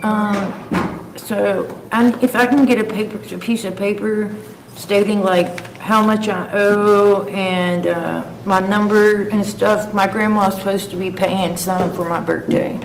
Okay. But she won't do it unless I have proof. Go to probation, and I'll print you off on something showing it. Okay. Thank you, Your Honor. Go see Mr. Major in probation. Kirsten Shipman. She'll need to go to the clerk's office. Mr. Major's not here, so go to the clerk's office. Kirsten Shipman, 23698.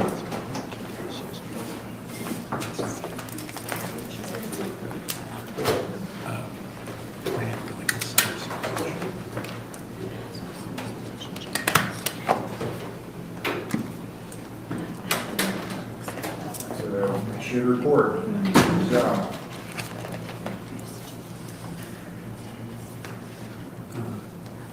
Still have fines and costs to pay and community service, so we can wait on that. Yeah, I turned in a paper with some community service on it today. That is correct. Okay, good. June 12th will be your next hearing, 9 o'clock.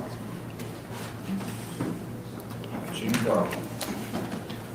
Alexis Smith, 193668. She's at the counseling center. Got a report from the counseling center.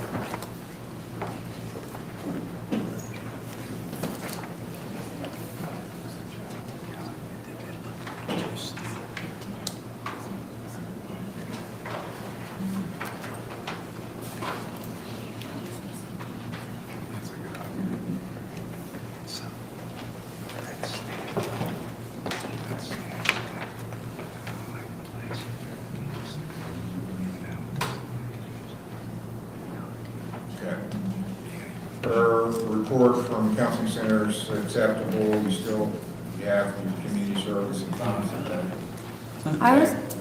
I was gonna ask you, so the issue I have that's stopping me from like making progress right now is my only days off work are Friday and Saturday, and Fridays I have group and appointments with my case manager and things, and that takes like all day, and then I get my daughter Friday evenings until Saturday night, and I don't want to give up my Saturdays with my daughter to do the community service because it's the only days I get with her. So my case manager told me to ask you today if you would consider completing me from the program so that I can have my Fridays free to start doing the community service. They said they would complete me, but they wanted to hear it from you that I could be completed. That doesn't sound right to me because that's not usually the way it works. I don't tell the program managers when to complete you. Well, I told them that I wasn't sure if I was allowed to be completed until I was off probation because I thought that's how it worked. No, that's not how it works. That's, You're yeah. completed when they believe that your recovery is complete. Well, 'cause You're gonna they- stay in recovery, that you're not gonna relapse. And I leave that to the program managers. I don't make that determination, so I'm not gonna tell them to complete you. Okay, They're well, gonna tell me when they feel like you're complete. well, it'll probably say that next time then, because I've been in treatment for 13 months now, and they've like mentioned completing me like several times, but I just didn't think that I was able to be completed yet because of this. Okay, no, this is an older case, so I just want to make sure that when you go back out in the community, that you're going to be okay, and that you're not going to relapse. I mean, you mentioned you've got a small child, so that has to be a factor, and our community is overrun. I mean, if you're out there unsupported, you have to be strong enough to turn down methamphetamine. I mean, that's the #1 drug in our community. It's very accessible. And you gotta quit hanging out with the people that used to supply it to you and your friends that are using. So I wanna make sure you're able to be successful. And when they tell me they think you're there, then I'll say, okay, you don't need to go to treatment anymore. But you still have fines and court costs. You haven't paid $50 out of $670 that you had in fine and court costs. My paycheck should get loaded this morning after I was already here, so I can pay some of it today. Okay? The main thing is your sobriety. I want you to be clean and sober. But having a drug problem doesn't get you out of your other problems. So if you got fines and court costs, you still got to pay them, even though you went to treatment. That's part of treatment, taking care of the other problems that it causes. So you got fines and court costs and you need community service. You still have to do that. I mean, I'm willing to wait and let people get clean, but it doesn't, it's not like a get out of jail free card that it waives everything that you've ever done. It does not. You still have to take care of everything that's still pending. So let's keep working on it. Okay, next hearing, June 5th, 9 o'clock. Thank you. You're welcome. Jared Stover.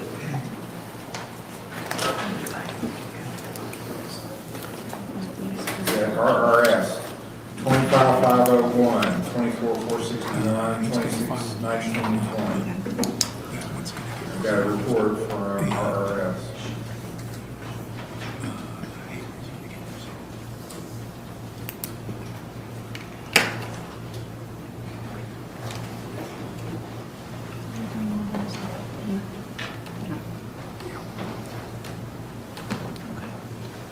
It says you're compliant and your screens are good.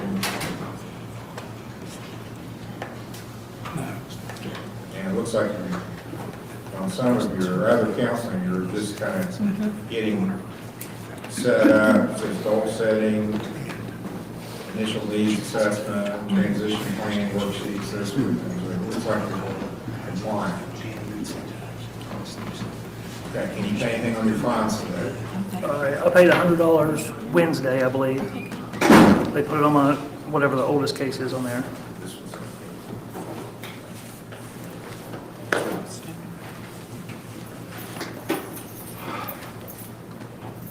Yes, it is recorded. Okay, June 5th will be your next hearing. Thank you, Your Honor. You are 9 o'clock, June 5th.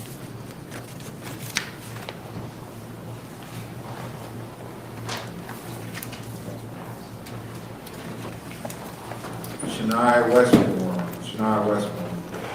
is here. 18228.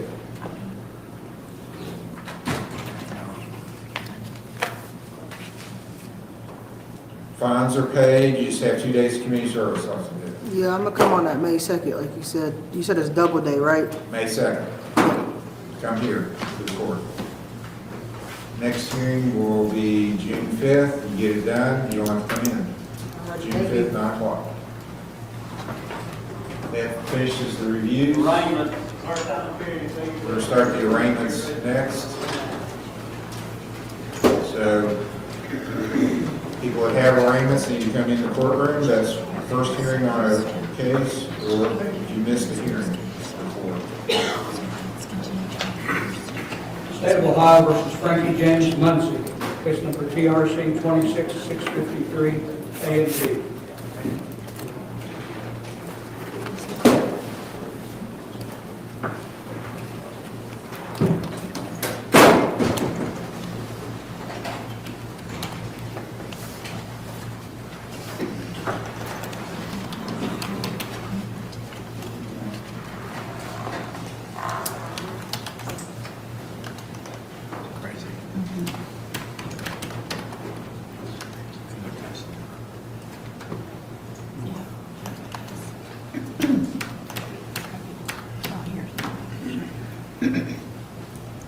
Okay, you're Frankie Muncie. Yes.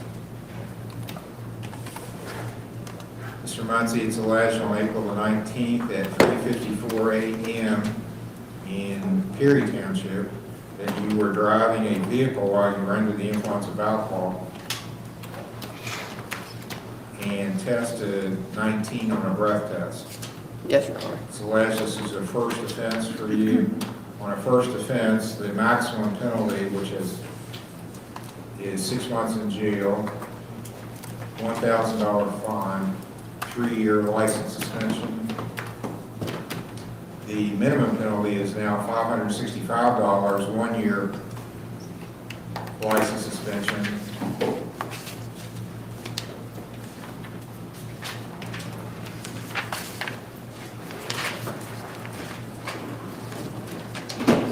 And 3 days in treatment program.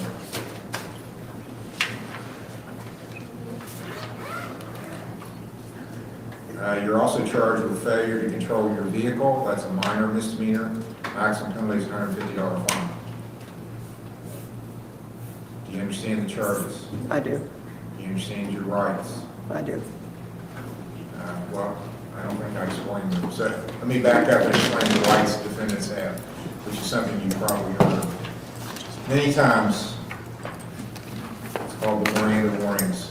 You have a right to remain silent. You don't have to say anything. If you do make statements here in the court, everything's being recorded. It's on the record. So there's no protection for it. It can be used against you. You have a right to have an attorney. What you tell an attorney is privileged. So what you say here in court is not privileged. You have a right to have an attorney appointed if you cannot afford an attorney. You have a right to have bail and to make the state of Ohio prove the charges beyond a reasonable doubt. Do you understand those things? I do. How do you wish to plead to these charges? Guilty. Guilty means you're admitting they're true. One thing I didn't explain to you, which I should, your test score, and to change your plea because of this, your test score actually is considered, even though it's a first offense, it's considered a high test score. So that does change the minimum. I told you the wrong minimum. There is a mandatory 3-day jail sentence for a test score above 170, even on a first offense. So, you still want to enter a guilty plea even though there's a mandatory jail sentence? Yes. Are you sure? This is something you need to be sure about because it's serious business. If you're not sure, I didn't say this, and sometimes I do, in my instructions say, if you don't know what to do, if you're not sure, not guilty is always the safest plea. You can change your plea later, but if you want to talk to a lawyer, you need to enter a not guilty plea today. So how do you want to proceed? Not guilty. Do you want to be considered for a court-appointed lawyer? Say that again, please. Do you want a court-appointed lawyer? Yes. Are you working? Yes. What do you do? Work at Verdum in Ironton. Are you paid by the hour? Yes. Well, how much per hour? 18. $18 an hour? You working full-time? Yes. So 40 hours a week? Yes. Do you have children you're supporting? No. You're a single person? Yes. Okay, then you're making too much money. I can't appoint a lawyer for you. You'll have to hire a lawyer on your own. So I'll give you some time to do that. Who's you're making over 35,000 a year, right, gross? Yes. I'll put down to hire a lawyer. Entering a not guilty plea for you, I'm gonna let you sign a signature bond of $1,000. So what that means is, I'm letting you guarantee your own appearance. You're saying, Judge, I promise I'll come to court when I'm ordered to, or if I don't, I know I'll get a warrant, and I have to pay $1,000 as a penalty. So just come to court, you don't have to post any money.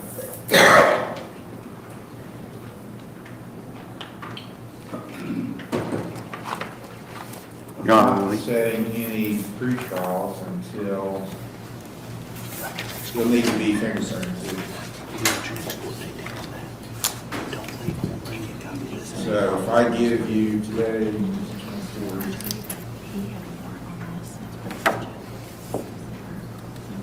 a little over 3 weeks, you think that's enough time for you to get a lawyer? Yes. So I'm going to set it for May the 18th. Will be your next hearing, May 18th. It'll be a pretrial at 10 o'clock. I'm entering a not guilty plea for you. And you'll need to go to the jail to get fingerprinted. You weren't taken to the jail when this happened? No. Okay, so you have to go to the jail, get fingerprinted, and that needs to be in your file before you come back to court on May the 18th. And you are under a license suspension.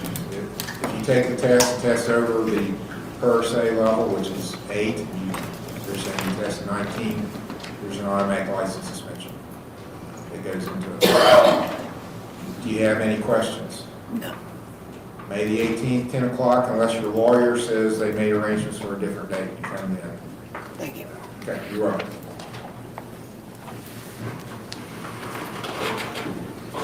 State of Ohio versus Joseph Whitley, case number CRB 26228.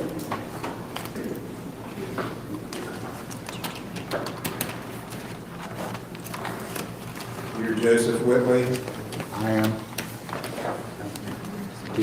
What'd you do to your hand? I'm sorry? Your hand. No, I broke it. The bail's going to bring you a copy of the charge. Okay. I've already paid my bail. I do have some paperwork here where I am in voluntary treatment. I have my cousin who pressed the charges right here. He would like to speak to you for a second, if that's okay. He cannot speak to me, but he can speak to the prosecutor if you want to come up and talk to the prosecutor. Please. There's copies of each. This is Elliot Whitley. Yes, sir. Speak to Mr. Fields, the prosecutor. She read a statement as well.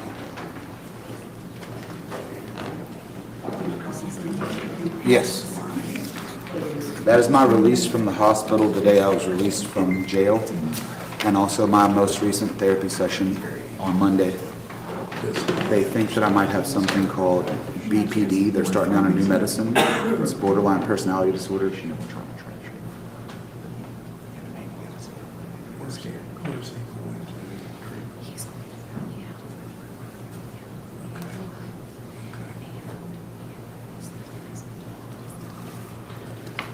And I already did pay my bill, like I said. It should already be posted. Gary Soward's $200 was his fee. Yeah, okay, that's bond, that's not a bill. Oh, I'm sorry. Sorry. Oh, okay. Okay.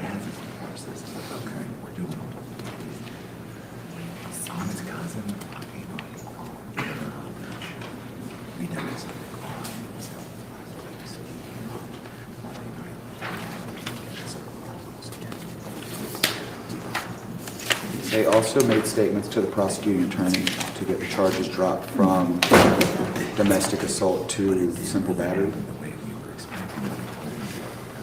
So, Your Honor, I have Elliot Whitley and Kelly Whitley here, who are, Kelly is his spouse, and Elliot is a cousin. Yes. And they both have great concern for Joseph. And Kelly is has an administrative position with Valley Health, and that is where Joseph is treated. We wanted to continue to do that. it sounds like he already has a relationship with Valley Health. Ultimately, this is kind of a family thing. We want to make sure that things are okay between everybody in the Can I family. say one more thing, Judge? Sir, no. Sorry. So what we, Speak out of turn. I don't know whether, was he already arraigned the other day or something? No, he has not been arraigned. He's just been telling me things before I've. Oh, okay. I I'm will sorry. let you talk with them, and then I'm going to arraign him if you're not going to dismiss the case. We're not going to dismiss the case, but we just want to make sure that things are okay with him. All right, so Mr. Whitley, you need to listen up and let me get through this. You have, you heard me give the rights of defendants, correct? So you understand your rights? Yes, sir? Yes, sir. You've been charged with assault. It's a first-degree misdemeanor under Ohio law. The case alleges that on April the 20th of this year, you knowingly caused or tried to cause physical harm to Elliot C. Whitley. So that's an assault charge. Carries a maximum penalty of 6 months in jail and a $1,000 fine. Do you understand that charge? I do. How do you wish to plead to the charge? Not guilty? Do you wish to have a lawyer appointed to represent you? No. I think it's gonna get thrown out. Okay, well, that, Yes, I do. I would like a lawyer. I'm sorry. all right, I'll appoint Mr. Morford to represent you. Entering a not guilty plea. As I take it, he has a bond up with Mr. Soward, so I'll continue that. But I'm going to add the additional condition that you continue to get treatment. And do you need these records back? No, those are yours. Okay, I'll leave them in the file. Continue with mental health counseling and whatever medical treatment you need, which is a condition of your bond. And then we'll come back for a pretrial. So is it 15th or after, Mr. Moore? Judge, I'm at your convenience. Okay. Does the state have a preference for a pretrial? Mr. Hill? No, I'm sorry, Your Honor. Do you have a preference for pretrial date? Whatever's at the court's convenience. May 15th? May 15th will be the pretrial at 10 o'clock. We just want to make sure he's. I'm 15, Judge. Yes, May 15th. That's a Friday. No protection order, I take it from what they said. They don't want protection. Okay. No protection order issued. And what's the date, Your Honor? May 15th.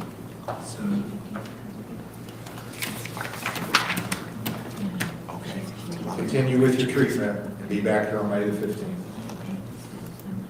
Sure. Just get a report, have a written report with it too. From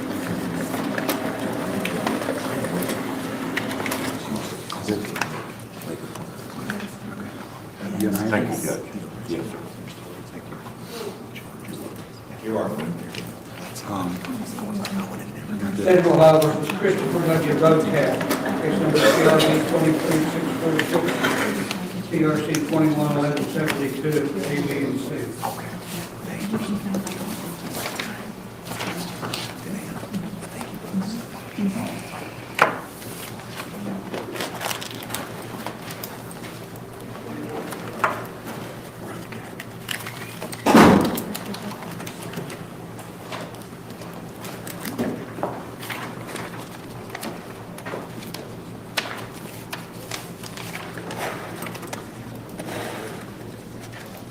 All right, Mr. Redcap, it's alleged you missed a review hearing. Yes, sir.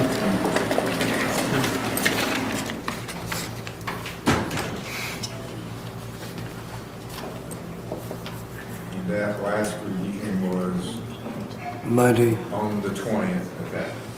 Do you have an explanation? I forgot what day it was. I'm sorry? I forgot what day it was. Okay. But I did pay 20 on my fines today. Okay, I see that too.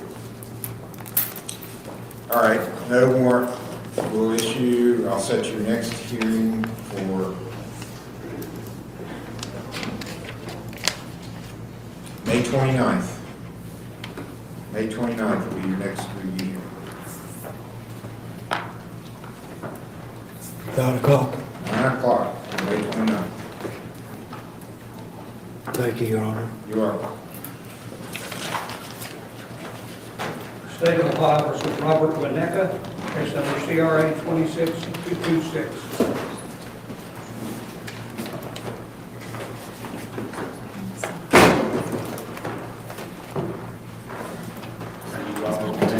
Yes. Thank you. Morning, Your Honor. Morning.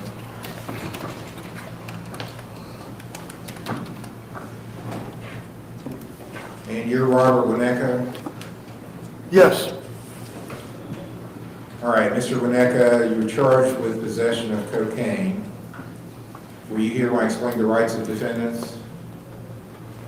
Huh? Were you here when I explained the rights of defendants? I was, thank you. Do you understand your rights? Yes. The possession of cocaine charge is a felony of the 5th degree. It carries a maximum penalty of a year in jail and $2,500 fine. The state's alleging that at Perry Township, April the 15th of this year, you knowingly were in possession of cocaine or a compound containing cocaine. That's a Schedule II substance under Ohio law. Do you understand the charge and the possible penalty? Yes. You have the money to hire a lawyer? Yeah, no. Are you working? No. Do you have any income? Yes. What is that? Social Security. You're retired or disability? Retired. How much do you get a month?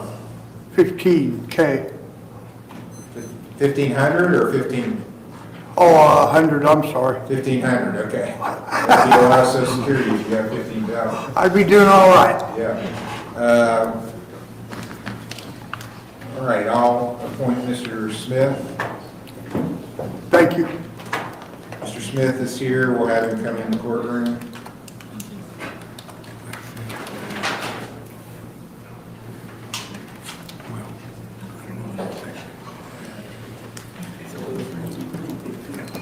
Hi, Judge. Good morning.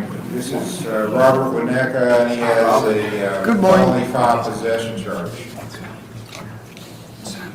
State's, and he's got a Pedro, Ohio address. What's the state's position on bond for Mr. Wineka? Well, Your Honor, given the circumstances, in order for us to recommend an OR bond, we'd like to have Mr. Wineka be assessed for treatment and follow recommendations.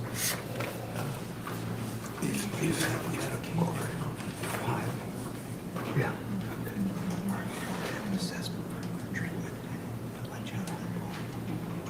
Yeah. Judge, he has an Ohio medical card. He's not opposed to being assessed for Okay. treatment. Well, you are the treatment provider. I'm starting my new program Oh, yes, here. yes. Now, I'm assuming he may not have any minor children to disclose. You don't have any kids that are But from minors. now on, I'm going to require, if you want to go to treatment in this court and stay in this court rather than go to the grand jury, you're going to tell me about your kids and what school they're in, because they're affected by your substance use. If you're not agreeable to doing that, you can go on down to the grand jury and deal with the common police judges, because you're not serious about getting clean. Because the schools have counselors and people that can intervene to help them, because we know kids that are in a family that have substance use problems are more likely to abuse substances, and we need to intervene with them as early as possible. So that's going to be a policy of this court. If you don't want to disclose that, you're going to the common pleas and deal with those judges down there. Who can't send you to prison if you mess up? I can't send you to prison for this court. So that's the way it's going to be. Yes, sir. I will go meet with him. Yes. Do you have a medical card? Ohio. Yes, sir. Okay. Have you ever been to treatment before? No? You have not. Are you a veteran? No, sir. Okay. As a veteran, administration has some facilities, treatment facilities also that are quite good.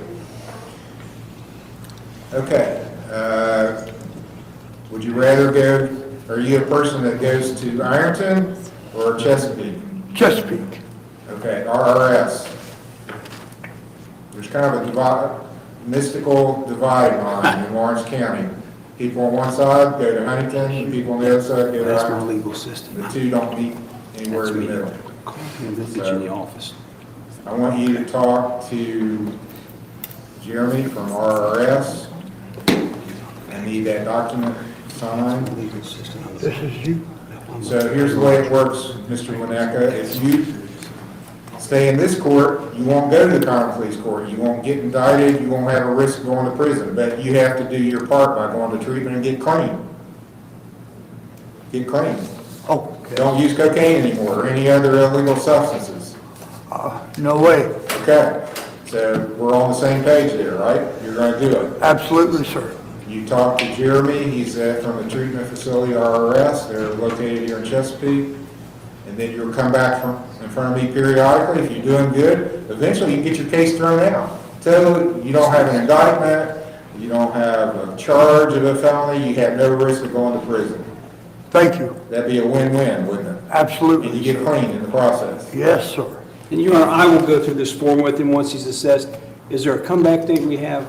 I'm going to go ahead and give you a date. Okay, assuming he'll assess, yes. And then if there's issues, you can come back. I'm going to let him sign a $2,000 signature bond. And he was, I assume, fingerprinted because he was at the jail. Looks like they released him from the jail. Did they take your fingerprints at the jail? They should have. I didn't go to jail. You didn't go to jail? Well, you need to now to get fingerprinted. Okay. And they'll give you a form. Yeah, he's I going to can need do to that. go do that. Don't believe I'll Yes, bring you a don't- copy of this and tell you what you need to do. You're going to think, and you know who's going to talk to you? Treatment provider's going to talk to you. I'm going to talk, the treatment provider, Jerry. is May gonna the talk. 8th? What, I know you only have I'm certain sorry, yeah, days. Judge, the 4th, 8th, and 18th are bad in May, any other time. 4th, 8th, and 14th? And the 4th, 8th, and 18th are bad. 18th. Yes, Let's do the 11th. I can do that. Okay, May the 11th, that's about the last case I need to put there because it's getting pretty booked up. May 11th for preliminary hearing at 10 o'clock, and there's a time waiver for you. Yes, sir. Oh, wait, time. Well, that form also now says wait time, but put it on the record. It's on that form. And it's got a place for counsel to sign Oh, also. you don't print it anymore? Don't we double waiver? Not on this. I got you. Saving some trees. Saving some. Saving some trees. Maybe. Probably not. Yeah, quarter point, there's my information. Those forms 3 days. You'll have a seat out here. I'll come out and talk to you in just a few minutes. Okay. I got a copy of your file and do a couple of things. Plus you can't Okay, we've got Mr. Stratton, our teleconference, we're going to take. Are we done? Yeah, for now, just wait the lobby for you. State of Ohio versus Ty Manor. Case number CRB 2447. Thank you, Your Honor. You're welcome. If you wait in the lobby, if you talk to them, you'll be right out. All right, I had this brought before me today because I gotten a message from Shawnee that things were not smooth with Mr. Maynard, who's there for counseling. So I asked him to bring him in today. And I take it there's going to be a report that I have here.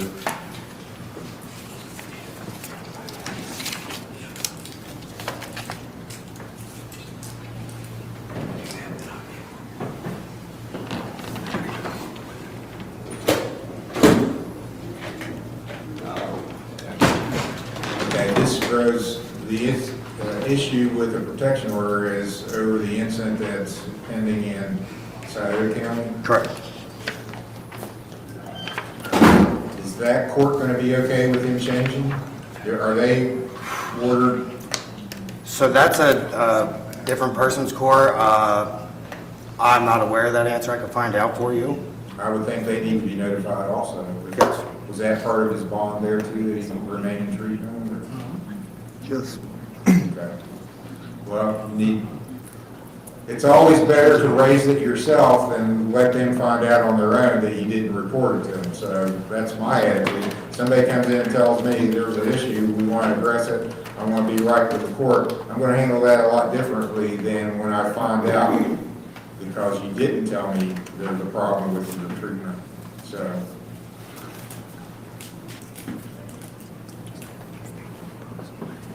Well, one of the things that concerns me, as I understand maybe the verbal report's going to be different, but I'm just reading from this report that says Kai's presentation within group settings over the past week has raised clinical concern. Facilitating clinicians report he's displayed negative attitude, made comments that contributed to destructive group dynamic.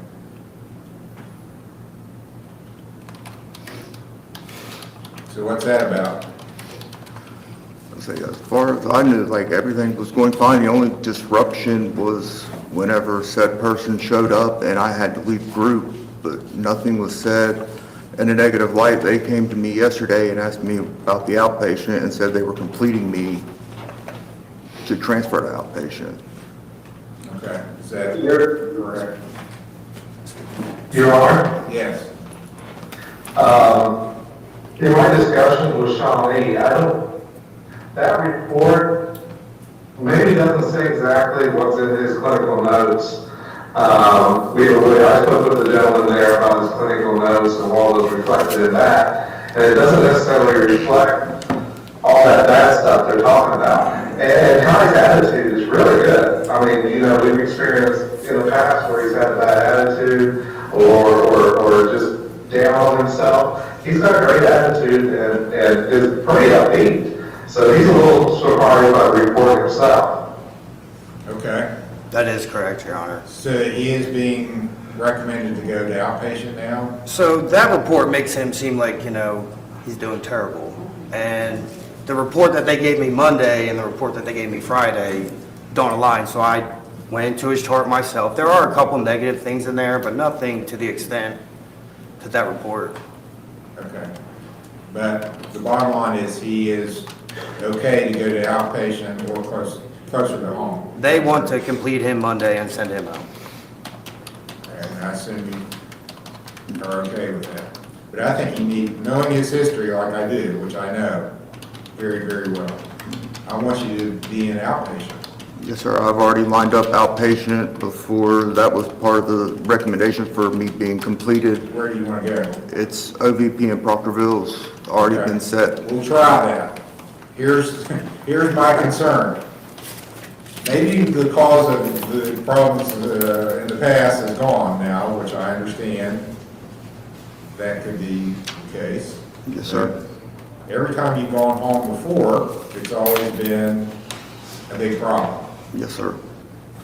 And I just don't want there to be a relapse or a big problem when you go home this time. So I know that one of the persons that may have caused that is out of the picture and is going to be out of the picture for several years. Yes, sir. My understanding. So we've had discussion about your child and your responsibility, and I think you agree with me. That's got to be your main focus. Absolutely, sir. Being a father to your child. And you can't be a father to your child if you're using drugs. Yes, sir. Agree with that? Yes, sir. So we got to do whatever it takes to keep you clean sober. So I'm okay with you going to OVP Proctorville on an outpatient basis. You're going to be going back and living with your mom and your baby? Yes, sir. Okay.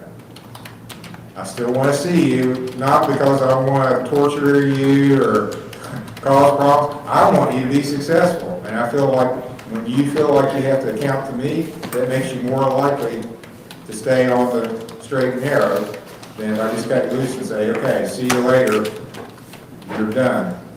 Because I think you still need some help. Yes, sir. You've done well, you did well in inpatient. We've had some ups and downs, which is not totally unusual, but you're close to getting finished up, so don't mess it up now. Yes, sir. Okay, so outpatient, I start looking for a job probably. Yes, sir. I've been in contact. I believe I already have employment lined up. Great.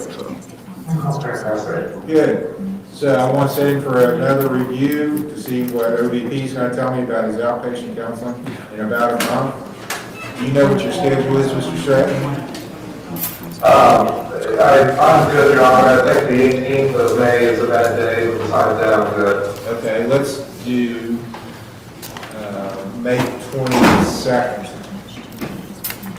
May what? I'm sorry? May 22nd, the Friday of that week. You say you can't be here on the 18th, but May 22nd is the Friday of that week.